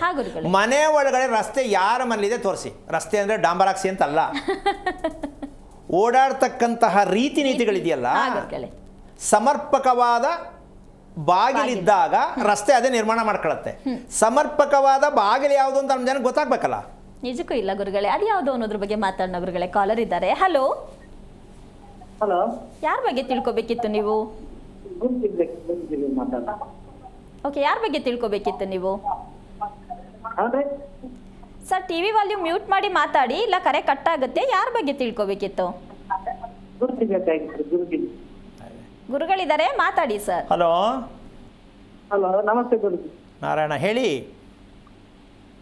ಸ್ವಲ್ಪ ಆರೋಗ್ಯದಲ್ಲಿ ಏರುಪೇರು ಆಗ್ತಾ ಇದ್ದಾರೆ. ನಕ್ಷತ್ರ ಬರ್ತಿಲ್ಲ ನನಗೆ, ಧನುಸು ರಾಶಿ. ಏನು ಹೆಸರು ತಮ್ಮದು? ಬುಡನ್ ಸಾಬ್ ಅಂತೇಳಿ. ಏನು? ಬುಡನ್ ಸಾಬ್ ಅಂತೇಳಿ. ಬುಡನ್ ಸಾಬ್. ಎಷ್ಟು ವಯಸ್ಸು ತಮಗೆ? 47. ಏನು ಮಾಡ್ತಿದ್ದೀರಾ ನೀವು? ನಾವು ಡ್ರೈವಿಂಗ್ ಮಾಡ್ತಾ ಇದ್ದೀವಿ. ಎಷ್ಟು ವರ್ಷದಿಂದ? ಒಂದು 25 ವರ್ಷದಿಂದ. ಚೆನ್ನಾಗಿ ತೃಪ್ತಿ ಇದೆಯಾ ನಿಮಗೆ ಅದರಿಂದ? ಹೌದು, ಸ್ವಲ್ಪ ಕಾಲಲ್ಲಿ ಜೋಗ್ ಬರ್ತಾ ಇದ್ರೆ ಅದು ಕಡಿಮೆನೇ ಆಗ್ತಾ ಇಲ್ಲ.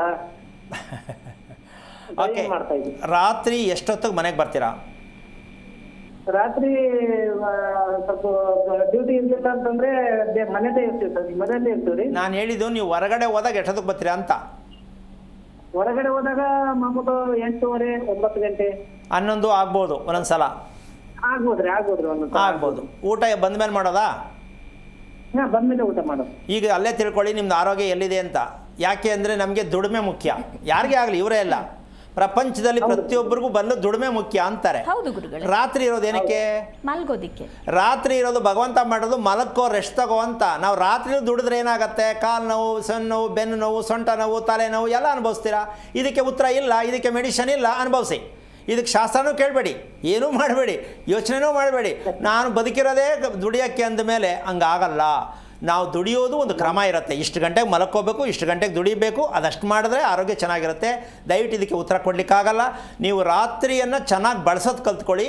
ರಾತ್ರಿ ಊಟ, ರಾತ್ರಿ ಮಲಗೋದು ನಾವು ಮಾಡಬೇಕಾಗಿರೋದು. ಸಂಜೆ ಊಟ ನಾವು ಮಾಡ್ತಾ ಇರೋದು ರಾತ್ರಿ ಊಟ. ಎಲ್ಲಿಂದ ಚೆನ್ನಾಗಿರುತ್ತೆ ನೋವು ಬರದೆ? ದಯವಿಟ್ಟು ಸಾಹೇಬ್ರೆ ಇದನ್ನು ಅರ್ಥ ಮಾಡ್ಕೊಳ್ಳಿ. ಯಾರೇ ಎಷ್ಟು ವಯಸ್ಸಿನವರಾದರೂ ರಾತ್ರಿ ಊಟ ಯಾರು ಮಾಡ್ತಾರೋ ಅವ್ರಿಗೆ ನೋವು ತಪ್ಪಿದ್ದಲ್ಲ. ಇದು ಶಾಪಗ್ರಸ್ತ ಕುಟುಂಬವಾಗತ್ತೆ. ಇವತ್ತೊಂದಲ್ಲ ಈ ರೋಗ, ಎಲ್ಲ ರಾತ್ರಿ ಊಟನೇ ಮಾಡ್ತಾ ಇರೋದು. ಈಗ ರಾತ್ರಿ ಊಟ ಮಾಡೋರಿಗೆ ಶಾಸ್ತ್ರ, ವ್ರತ, ಪೂಜೆ ಏನು ವರ್ಕ್ ಆಗಲ್ಲ. ಬದಲಾವಣೆ ಮಾಡಿ ನೋಡಿ ಗೊತ್ತಾಗತ್ತೆ. ನೀವು ಹೇಳ್ಬಿಡ್ತೀರ ಸ್ವಾಮಿ, ನಮ್ಮ ಕಷ್ಟ ನಮಗೇನು, ಅದಕ್ಕೇನು ಮಾಡೋಕ್ಕಾಗಲ್ಲ. ಒಳ್ಳೆಯದಾಗಲಿ.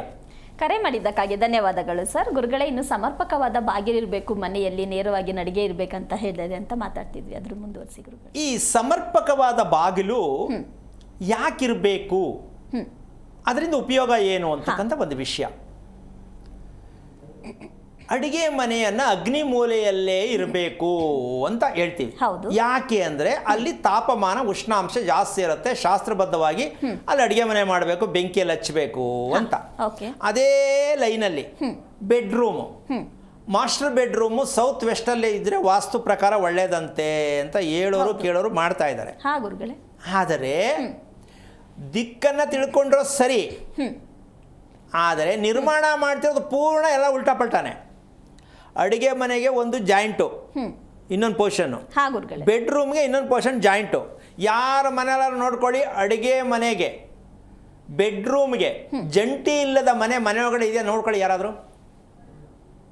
ಇಲ್ಲ ಬಾತ್ರೂಮ್ ತಗಲ್ಸಿರ್ತಾರೆ, ಇಲ್ಲ ಪೂಜಾ ರೂಮ್ ತಗಲ್ಸಿರ್ತಾರೆ, ಇಲ್ಲ ಸ್ಟೇರ್ ಕೇಸ್ ತಗಲ್ಸಿರ್ತಾರೆ.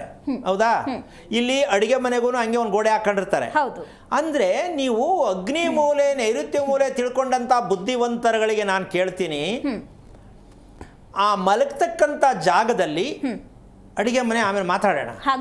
ಯಾಕೆ ಅಂದರೆ ಹೆಂಗಸರಿಗೆ ದೊಡ್ಡ ದುರಂತ ಯಾವುದು ಅಂದರೆ, ಅಡುಗೆ ಮನೆಯನ್ನು ಗಮನಿಸದೇ ಇದ್ದರೆ ಅವರನ್ನು ತೃಪ್ತಿಪಡಿಸುವುದಕ್ಕೆ ಯಾವ ಗಂಡಸಿನ ಕೈಯಲ್ಲೂ ಆಗಲ್ಲ. ಬೇಡಿಕೆ ಜಾಸ್ತಿ. ಏನು ಬೇಡಿಕೆ? ಬೆಳಿಗ್ಗೆ ಆಯಿತು ಅಂದರೆ ಶುರು, ಮನೆಯಿಂದ ಹೊರಗೆ ಹೋಗಕ್ಕೆ ಬಿಡಲ್ಲ ಗಂಡನ. ಮಗ ಹಂಗೆ ಹೇಳ್ತಾನೆ, ಮಗಳು ಹಿಂಗೆ ಹೇಳ್ತಾನೆ, ಫೀಸ್ ಕಟ್ಟಲಿಲ್ಲ, ಅಲ್ಲಿ ಕೊಡಲಿಲ್ಲ, ಬಾಡಿಗೆ ಕಟ್ಟಲಿಲ್ಲ, ಇದಾಗತ್ತೆ. ಅಂದರೆ ಸಂಸಾರದೆಲ್ಲ ಹೇಳಬಾರ್ದ. ಆದರೆ ಅಗ್ನಿ ಮೂಲೆಯನ್ನು ನಾವು ಎಷ್ಟರ ಮಟ್ಟಿಗೆ ಗಮನಿಸ್ಕೊಂಡ್ರೆ ಕುಟುಂಬದಲ್ಲಿ ಹೆಂಗಸರು ಚೆನ್ನಾಗಿರ್ತಾರೆ, ಆರೋಗ್ಯವಾಗಿರ್ತಾರೆ ಅಂತ ಬೇಕಲ್ಲ? ಖಂಡಿತ ಬೇಕು. ಇದೊಂದು ಭಾಗ. ಇನ್ನೊಂದು ಭಾಗಕ್ಕೆ ಬಂದರೆ, ಮದುವೆಯಾಗಿ ಮಾಸ್ಟರ್ ಬೆಡ್ರೂಮಲ್ಲಿ ನಾವು ಗಂಡು ಹೆಣ್ಣು ಮಲ್ಕೊಳ್ಳೋದು ಒಳ್ಳೆಯದು ಅಂತ ಅನ್ಕೊಂಬಿಟ್ಟಿದ್ದೀವಿ. ಸರಿನೇ, ಆದರೂ ತಪ್ಪು. ಅನ್ಕೊಂಡ್ಬಿಟ್ಟಿದ್ದೀವಿ, ಸರಿನೇ, ಆದ್ರೂ ತಪ್ಪು. ಹೆಂಗಿದೆ ಅದು ಹೇಗೆ ಅನ್ನೋದ್ರ ಬಗ್ಗೆ ಮಾತಾಡೋಣ ಗುರುಗಳೇ. ಕಾಲರ್ ಇದ್ದಾರೆ. ಹಲೋ ಅರುಣ್ ಅವರೇ, ಯಾರ ಬಗ್ಗೆ ತಿಳ್ಕೊಬೇಕಿತ್ತು ಮೇಡಮ್? ನಮ್ಮ ಅವ್ರದ್ದು ನಕ್ಷತ್ರ ತಿಳಿಸಿ. ಅಶ್ವಿನಿ ನಕ್ಷತ್ರ ಮೇಡಮ್. ಗುರುಗಳಿದ್ದಾರೆ, ಮಾತಾಡಿ. ಹಲೋ ಗುರುಗಳೇ, ಕೋಟಿ ನಮಸ್ಕಾರಗಳು ಗುರುಗಳೇ. ನಾರಾಯಣ, ಹೇಳಮ್ಮ. ನಮ್ಮ ಮಗಳ ಬಗ್ಗೆ ತಿಳ್ಕೊಬೇಕಿತ್ತು ಗುರುಗಳೇ. ಅಶ್ವಿನಿ ನಕ್ಷತ್ರನಾ? ಗುರುಗಳೇ. ಎಷ್ಟು ಅಲ್ಲ, ಎಷ್ಟು ವಯಸ್ಸು? 14. ಚೆನ್ನಾಗಿ ಓದ್ತಾ ಇದ್ದಾಳಾ? ಸರ್, ಓದೋದ್ರಲ್ಲಿ ಸ್ವಲ್ಪ ಡಲ್ ಇದ್ದಾಳೆ, ಮೌನವಾಗಿರ್ತಾಳೆ. ಅಲ್ಲ, ಕೋಪ ಮಾಡ್ತಾಳ, ಬೇಜಾರು ಮಾಡ್ತಾಳ, ಮೊಂಡತನ ಮಾಡ್ತಾಳ? ಎರಡೂ ಇದೆ ಸರ್. ನಿಮ್ಮ ಪಕ್ಕ ಮಲಗಿಸ್ಕೊತೀರಾ, ಸಪರೇಟ ಮಲ್ಕೋತಾಳ ಅವಳು? ಇಲ್ಲ, ಪಕ್ಕನೇ ಮನ್ಗಿಸ್ಕೊಂತೀನಿ. ಎಷ್ಟು ರೌಂಡ್ ಹೊಡಿತಾಳೆ? ಕಾಲು ಹಾಕೋದು, ಕೈ ಹಾಕೋದು? ಇಲ್ಲ, ಬರೀ ಎಡಪಕ್ಕನೇ ಮನ್ಗಿರ್ತಾಳೆ ಅವಳು, ಬಲ್ಭಾಗ ತಿರ್ಗೋದೇ ಇಲ್ಲ. ಅಲ್ಲ, ಹೋಗ್ಲಿ, ಅವಳು ನೇರಕ್ಕೆ ಮಲಗಿರ್ತಾಳ, ಎಷ್ಟು ಡೊಂಕೋ ಮಲಗಿರ್ತಾಳೆ ಅಂತ ಕೇಳ್ತೀನಿ. ನೇರವಾಗಿ ಮನ್ಗಿರ್ತಾಳೆ, ಒಂದೊಂದ್ಸತಿ ಎಡಗಡೆ ಮನ್ಗಿರ್ತಾಳೆ. ಅಲ್ಲಲ್ಲ, ಒಂದು ಕುತ್ತಿಗೆ ನೇರವಾಗಿರುತ್ತಾ? ನೇರವಾಗಿರುತ್ತೆ. ಓಕೆ. ಇಲ್ಲ, ಹಿಂದಕ್ಕೆ ಬಾಗಿರ್ತಿದೆ ಕುತ್ತಿಗೆ. ಸದ್ಯ ನೋಡಮ್ಮ, ಸಿಕ್ತು ಇವಾಗ. ಅಮ್ಮ, ಅಲ್ಲಿ ನಿಮ್ಮ ಮಗಳ ಭವಿಷ್ಯವನ್ನ, ನಿಮ್ದು ಭಾಷೆಯಲ್ಲಿ ಹೇಳ್ತೀನಿ, ನಿಮ್ಮ ಮಗಳ ಭವಿಷ್ಯವನ್ನ ಅಲ್ಲಿ ಹಾಳು ಮಾಡುತ್ತಿದ್ದೀರಿ. ಅದಕ್ಕೆ ನೀವೇ ಹೊಣೆಗಾರರು. ಅಲ್ಲ ಗುರುಗಳೇ, ಮಲಗೋದವಳು ಅವ್ರು ಹೇಗೆ ಹೊಣೆ ಆಗ್ತಾರೆ? ಈಗ ಕತ್ಸರಿ ಮಾಡೋದು ಹಾಗೆ ಮಲಗ್ತಾಳಲ್ವ ಅವಳು? ಚಿಕ್ಕವರಾಗ್ಲಿ ದೊಡ್ಡವರಾಗ್ಲಿ, ಗಂಡ ಆಗ್ಲಿ ಹೆಂಡತಿ ಆಗ್ಲಿ, ಮಲ್ಕೊಂಡಾಗ ಟೆಸ್ಟ್ ಮಾಡಬೇಕು. ಏನು, ಒಂದಿನ ನಿದ್ದೆಗೆಟ್ಟು ಸರಿಯೇ, ಗಂಡ ತಿಕ್ಕಲ್ ತರ ಆಡ್ತಾನೆ ಅಂತ ಇಟ್ಕೊಳ್ಳೋಣ, ಹೆಂಗಸ್ಗೂ ಏನೋ ಒಂಥರ ಬೇಜಾರು ಮಾಡ್ಕೋತಾನೆ ಅಂತ ಇಟ್ಕೊಳ್ಳೋಣ. ಅಲ್ಲ, ಪರಿಸ್ಥಿತಿಗೆ ಅನುಗುಣವಾಗಿ ಅದಕ್ಕೊಂದಿನ ಏನು ಮಾಡಬೇಕು ಅಂದರೆ ಹೆಂಡತಿ ಗಂಡನ್ನ ಹೆಂಗೆ ಮಲಿಕೊಳ್ತಾನೆ ಮನುಷ್ಯ ನಿದ್ದೆ ಬಂದಂಗ ಅಂತ ನೋಡ್ಬಿಟ್ರೆ ಕತ್ತು ಒಂದು ಕಡೆ ದಿಂಬು ಒಂದು ಕಡೆ ಇದ್ದರೆ ತಿಳ್ಕೊಬೇಕು ಇವನ ಜೊತೆ ಸಂಸಾರ ಮಾಡೋಕ್ಕೆ ಈ ಜನ್ಮದಲ್ಲಿ ನನ್ನ ಕೈಲಿ ಆಗಲ್ಲ ಹಂಗಂತ ಬಿಟ್ಟೊಂಡೋಗೋದು ಅಂತ. ಅಲ್ಲ, ಈ ಮದುವೆ ಮಾಡಿಸೋ ಕಮಂಗಿಗಳು ಹೇಳ್ಕೊಡ್ಬೇಕಿದ್ನ ಇವನು ನಿದ್ದೆ ಮಾಡ್ಬೇಕಾದ್ರೆ ಕತ್ ನೆಟ್ಕಿಟ್ಕೊಂಡಿರ್ತಾನೆ ಅಂತ ಹೇಳ್ಕೊಡ್ಬೇಕು. ಸಾಧ್ಯನಮ್ಮ? ಇನ್ನೂ ಯಾವನು ಹುಟ್ಟೇ ಇಲ್ಲ. ಕತ್ ನೆಟ್ಗಿರೋದಕ್ಕೂ ಮದುವೆಗೂ ಏನು ಸಂಬಂಧ? ಎಂತಹ ವಿಚಿತ್ರವಾದ ವಿಷಯಗಳು ಲೆಕ್ಕ ಹಾಕೊಳ್ಳಮ್ಮ. ಈಗ ನಿನಗಮ್ಮ ನಾನು ಹೇಳಿದ ಅರ್ಥ ಆಯ್ತಾ ನಿಂಗೆ? ಆ ಮಗು ಎಷ್ಟು ಕೋಪ ಮಂಡುತನ ಸುಮ್ಮನೆ ಮೌನವಾಗಿರ್ತಾಳೆ ಅಂದರೆ ವಯಸ್ಸಾಗಿ ಒಂದು ಎಷ್ಟೋ ಸಂಸಾರ ಸಾಕಿರೋರು ಇರ್ತಾನಲ್ಲ ಹಂಗೆ ಕುತ್ಕೊಂಡ್ಬಿಡುತ್ತಪ್ಪ. ಯಾಕಮ್ಮ ತಿಳ್ಕೊಳ್ಳಿಲ್ಲ ನೀನು? ಯಾಕೆ ತಿಳ್ಕೊಳ್ಳಿಲ್ಲ? ಇಷ್ಟ ಇಲ್ವಾ ಏನು? ಇಲ್ಲ, ತಿಳ್ಕೋಬೇಕು ಅಂತ ಆಸೆ ಇತ್ತು. ನಿಮ್ಮನ್ನ ಇನ್ವೈಟ್ ಮಾಡ್ಬೇಕು ಅಂತ ಆಸೆ ಇತ್ತು. ನಿಮ್ಮ ಯಜಮಾನ್ರು ಒಪ್ಬೇಕಲ್ಲ? ಆದ್ರೆ ನಿಮ್ಗೆ ಅಡ್ರೆಸ್ ಗೊತ್ತಿಲ್ಲ ಗುರುಗಳೇ. ನಿಮ್ಮ ಅಲ್ಲ ಗೊತ್ತಿಲ್ಲ ಅಲ್ಲ, ಅಷ್ಟೊಂದು ದಪ್ಪ ನಂಬರ್ಗಳು ತೋರಿಸ್ತಾರೆ. ಗೊತ್ತಿಲ್ಲ ನಾನೇನು ಮಾಡ್ಲಮ್ಮ? ಎಷ್ಟೊಂದು ನಂಬರ್ಗಳು ತೋರಿಸ್ತಾರೆ. ನೋಡಿಕೊಂಡು ನಿಮ್ಮ ಯಜಮಾನ್ರು ಒಪ್ತಾರ ಇದಕ್ಕೆ? ಓದಿಲ್ಲ ಗುರುಗಳೇ ನಾವು. ಓದೋದು ಬೇಡಮ್ಮ. ಓದೋರ್ಗಿನ್ನ ಓದದೇ ಇರೋರು ಭಾರಿ ಶ್ರೇಷ್ಠ ಅಂತ ನಾನು ಹೇಳ್ತೀನಿ. ಓದೋರು 28 ಥರ ಯೋಚನೆ ಮಾಡ್ತಾರೆ. ಹೌದು ಗುರುಗಳೇ. ಓದದೇ ಇರೋರು ಜೀವನದಲ್ಲಿ ನೆಮ್ಮದಿಯಾಗಿರ್ತಾರೆ. ಹಂಗಂತ ಓದೋದು ಬೇಡ ಅಂತಲ್ಲ. ನೀನು ಫಸ್ಟ್ ಏನು ಕೆಲಸ ಮಾಡು ಅಂದರೆ ನಿಮ್ಮ ಯಜಮಾನರನ್ನ ಕರ್ಕೊಂಡು ಒಂದು 5 ದಿನ ದೇವಸ್ಥಾನಕ್ಕೆ ಹೋಗು. ಬೆಳಗ್ಗೆನೋ ಸಂಜೆನೋ ನೋಡಿ ನಿಮ್ಮ ಗಂಡನೇ ಮಾತಾಡ್ತಾರೆ. ಇಲ್ಲ ಇದೇನೋ ಮಾಡೋಣ, ಚೆನ್ನಾಗಿದೆ, ನೆಮ್ಮದಿ ಇದೆ ಅಂತ ತಿಳ್ಕೊಳ್ಳೋ ಪ್ರಯತ್ನ ಮಾಡಿ. ಒಳ್ಳೇದಾಗಲಿ. ಕರೆ ಮಾಡಿದ್ದಕ್ಕಾಗಿ ಧನ್ಯವಾದಗಳು ಅಮ್ಮ. ಗುರುಗಳೇ, ಮತ್ತೊಬ್ರು ಕಾಲರ್ ಇದ್ದಾರೆ. ಹಲೋ ಲೋಕೇಶ್ ಅವರೇ, ಯಾರ ಬಗ್ಗೆ ತಿಳ್ಕೊಬೇಕಿತ್ತು? ಮೇಡಮ್, ನಮ್ಮ ಮನೆ ಬಗ್ಗೆನೇ ಕೇಳಬೇಕಿತ್ತು ಮೇಡಮ್. ಓಕೆ, ನಿಮ್ದು ನಕ್ಷತ್ರ ತಿಳಿಸಿ. ಮೇಡಮ್, ನಕ್ಷತ್ರ ಗೊತ್ತಿಲ್ಲ, ಹೆಸರು ಲೋಕೇಶ್ ಅಂತ ಹೇಳಿ. ಗುರುಗಳಿದ್ದಾರೆ, ಮಾತಾಡಿ. ಹಲೋ ಗುರುಗೆ ನಮಸ್ಕಾರ. ಏನು ಮಾಡ್ತೀರಾ ಲೋಕೇಶ್? ಸರ್, ನಾನು ಡಿಪಾರ್ಟ್ಮೆಂಟಲ್ಲಿ ಟೆಂಪ್ರವರಿಯಾಗಿ ವರ್ಕ್ ಮಾಡ್ತಾ ಇದ್ದೀನಿ. ಎಷ್ಟು ವಯಸ್ಸು ತಮಗೆ? 39. ಮದುವೆ ಆಯ್ತಾ? ಆಗಿದೆ, 7 ವರ್ಷ ಕಂಪ್ಲೀಟ್ ಆಗಿದೆ ಗುರುಗೆ. ಇನ್ನೂ ಮಕ್ಕಳಾಗಿಲ್ಲ. ಮದುವೆ 7 ವರ್ಷ ಆಯ್ತಾ? ಮಕ್ಕಳಾಗಿಲ್ಲ ಗುರುಜಿ ಇನ್ನು. ಏನು ಕೆಲಸ ನೀವು ಮಾಡೋದು? ನಾನು ENTಗೆ ಸಂಬಂಧಪಟ್ಟ ಕೆಲಸ ಮಾಡ್ತೀನಿ, ಕಿವಿಗೆ ಸಂಬಂಧಪಟ್ಟ. ಓಕೆ, ಈಗ ನೀವು ಈ ಮಗು ಅನ್ನೋ ವಿಚಾರಕ್ಕೆ ಇವಾಗ ಕರೆ ಮಾಡಿದ್ದಾ? ಹೌದು ಗುರುಜಿ, ಏನಾದ್ರು ಸಮಸ್ಯೆ ಇದೆ ಕೇಳ್ಕೊಳ್ಳೋಣ ಅಂತ ಮಾಡಿದ್ದೀನಿ. ಏನು ಓದಿದ್ದೀರಾ ತಾವು? ಆಗಿದೆ, ಡಿಗ್ರಿ ಆಗಿದೆ, D.Ed ಆಗಿದೆ. Okay, fine. ಮದುವೆ ಆಗಿದ ವಾರ ಯಾವುದು? ಭಾನುವಾರ. ಓಕೆ, ಈಗ ಕೋಪ ಅಂತ ಒಂದು ಕಾನ್ಸೆಪ್ಟ್ ತಗೊಂಡ್ರೆ ಹೆಂಡತಿ ಕೋಪ ಜಾಸ್ತಿನಾ ನಿಮಗೆ ಕೋಪ ಜಾಸ್ತಿನಾ? ಮನೆಯವ್ರಿಗೇನೆ ಕೋಪ ಜಾಸ್ತಿ ಬರುತ್ತೆ.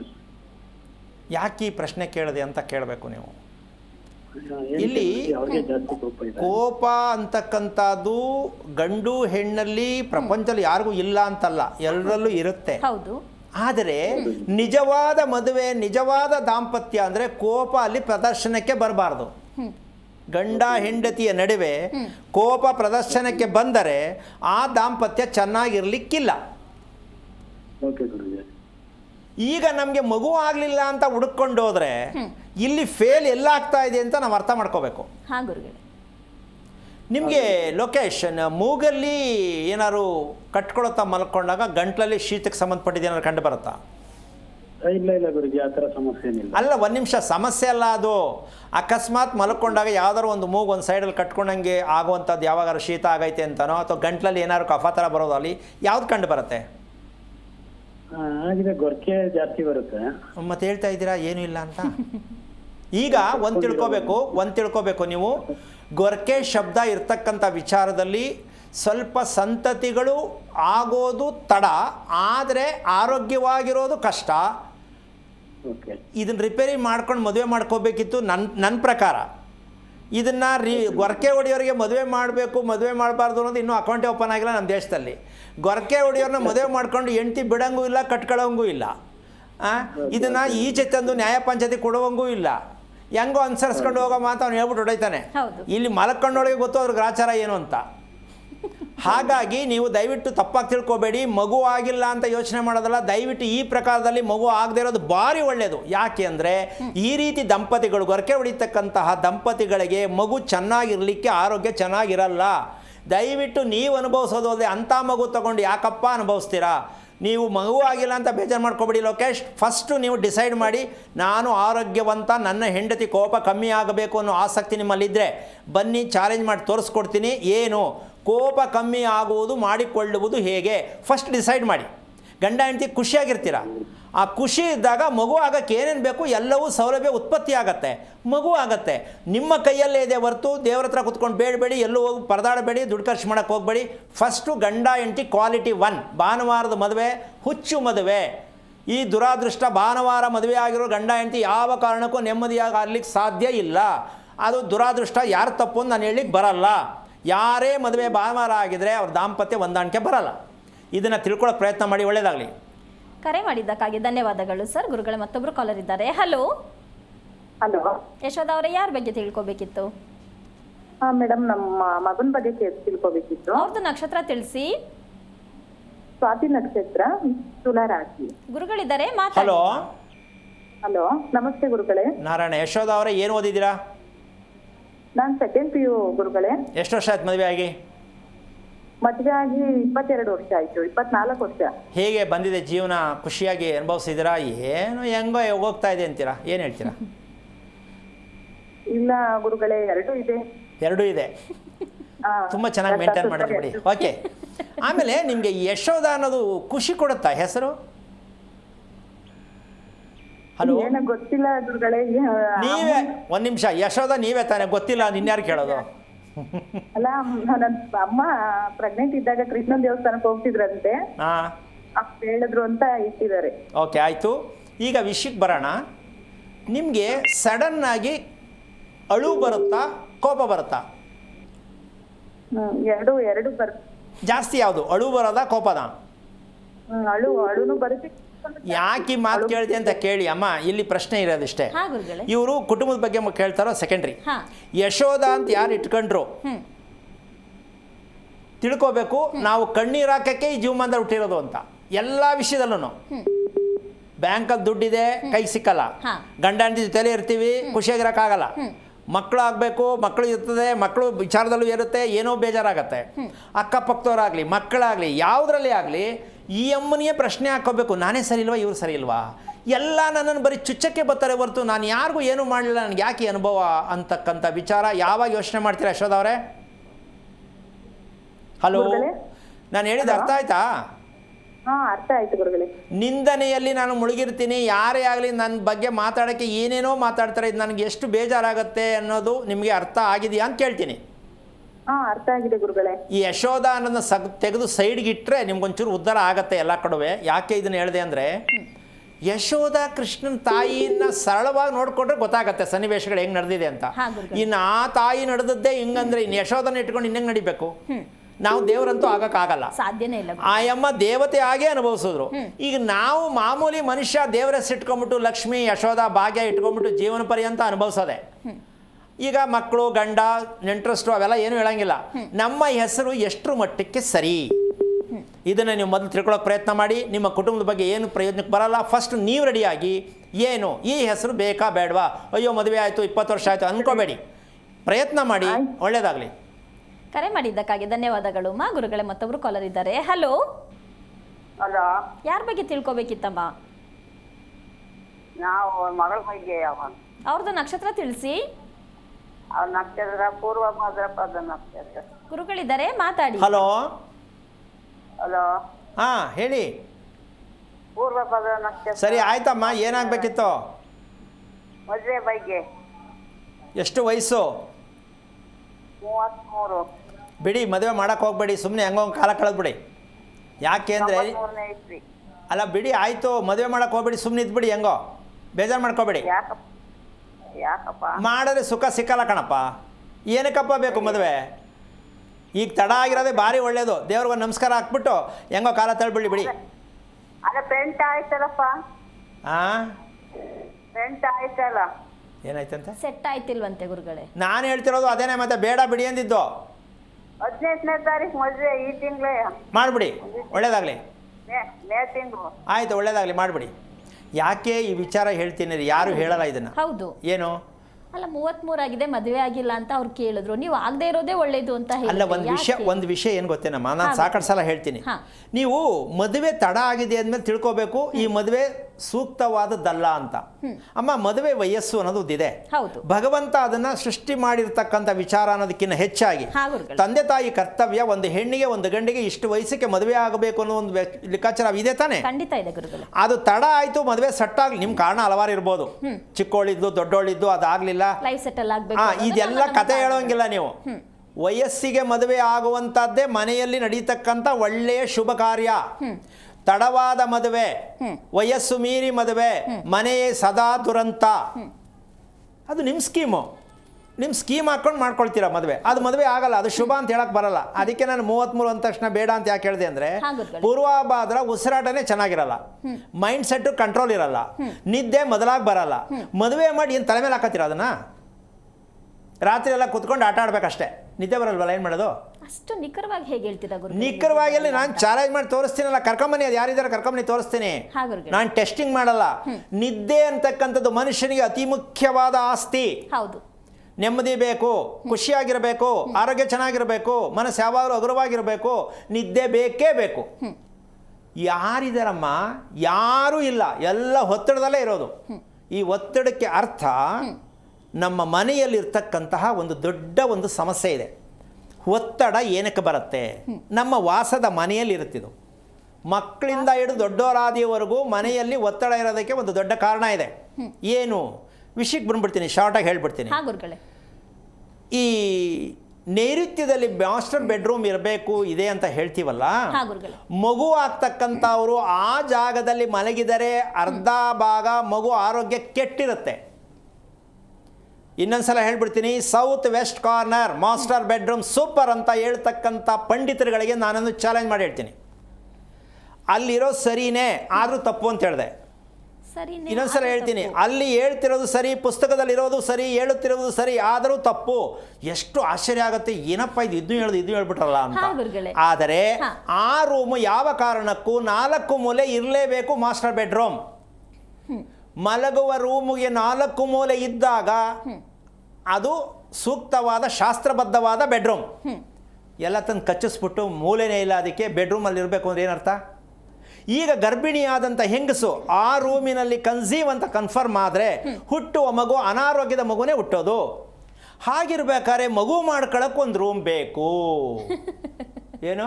ಮಗು ಮಾಡ್ಕೊಳ್ಳೋ ಸಂತತಿಗೋಸ್ಕರವಾಗಿ, ಆರೋಗ್ಯ ಸಂತಾನಕ್ಕಾಗಿ ಮನೆಯಲ್ಲಿ ಒಂದು ವಿಶೇಷವಾದ ಒಂದು ರೂಮ್ ಇದೆ. ಅದು ಯಾವುದು? ಯಾವಾಗ ಹೇಳ್ಬೇಕು? ಹಾಳಿನ ಸಂಚಿಕೆಯಲ್ಲಿ. ಯಾಕೆ ಅಂದರೆ ಹೇಳಕ್ಕೆ ತುಂಬ ಕಷ್ಟ ಏನಲ್ಲ, ಸಮಯ ಇಲ್ಲ. ಮಗು ಮಾಡ್ಕೊಳಕ್ಕೊಂದು ರೂಮು, ಮಗು ಆದಮೇಲೆ ಮಲ್ಕೊಳಕ್ಕೊಂದು ರೂಮು. ಈ ಸತ್ಯ ತಿಳ್ಕೊಬೇಕು. ಮಗು ಆಗಕ್ಕೊಂದು ರೂಮು ನಿಮ್ಮ ಮನೆ ಒಳಗಡೆನೆ, ಹೌದಾ? ಆ ರೂಮ್ ಮನೇಲಿ ಇರುತ್ತೆ, ಅದು ನಮಗೆ ಗೊತ್ತಿಲ್ಲ.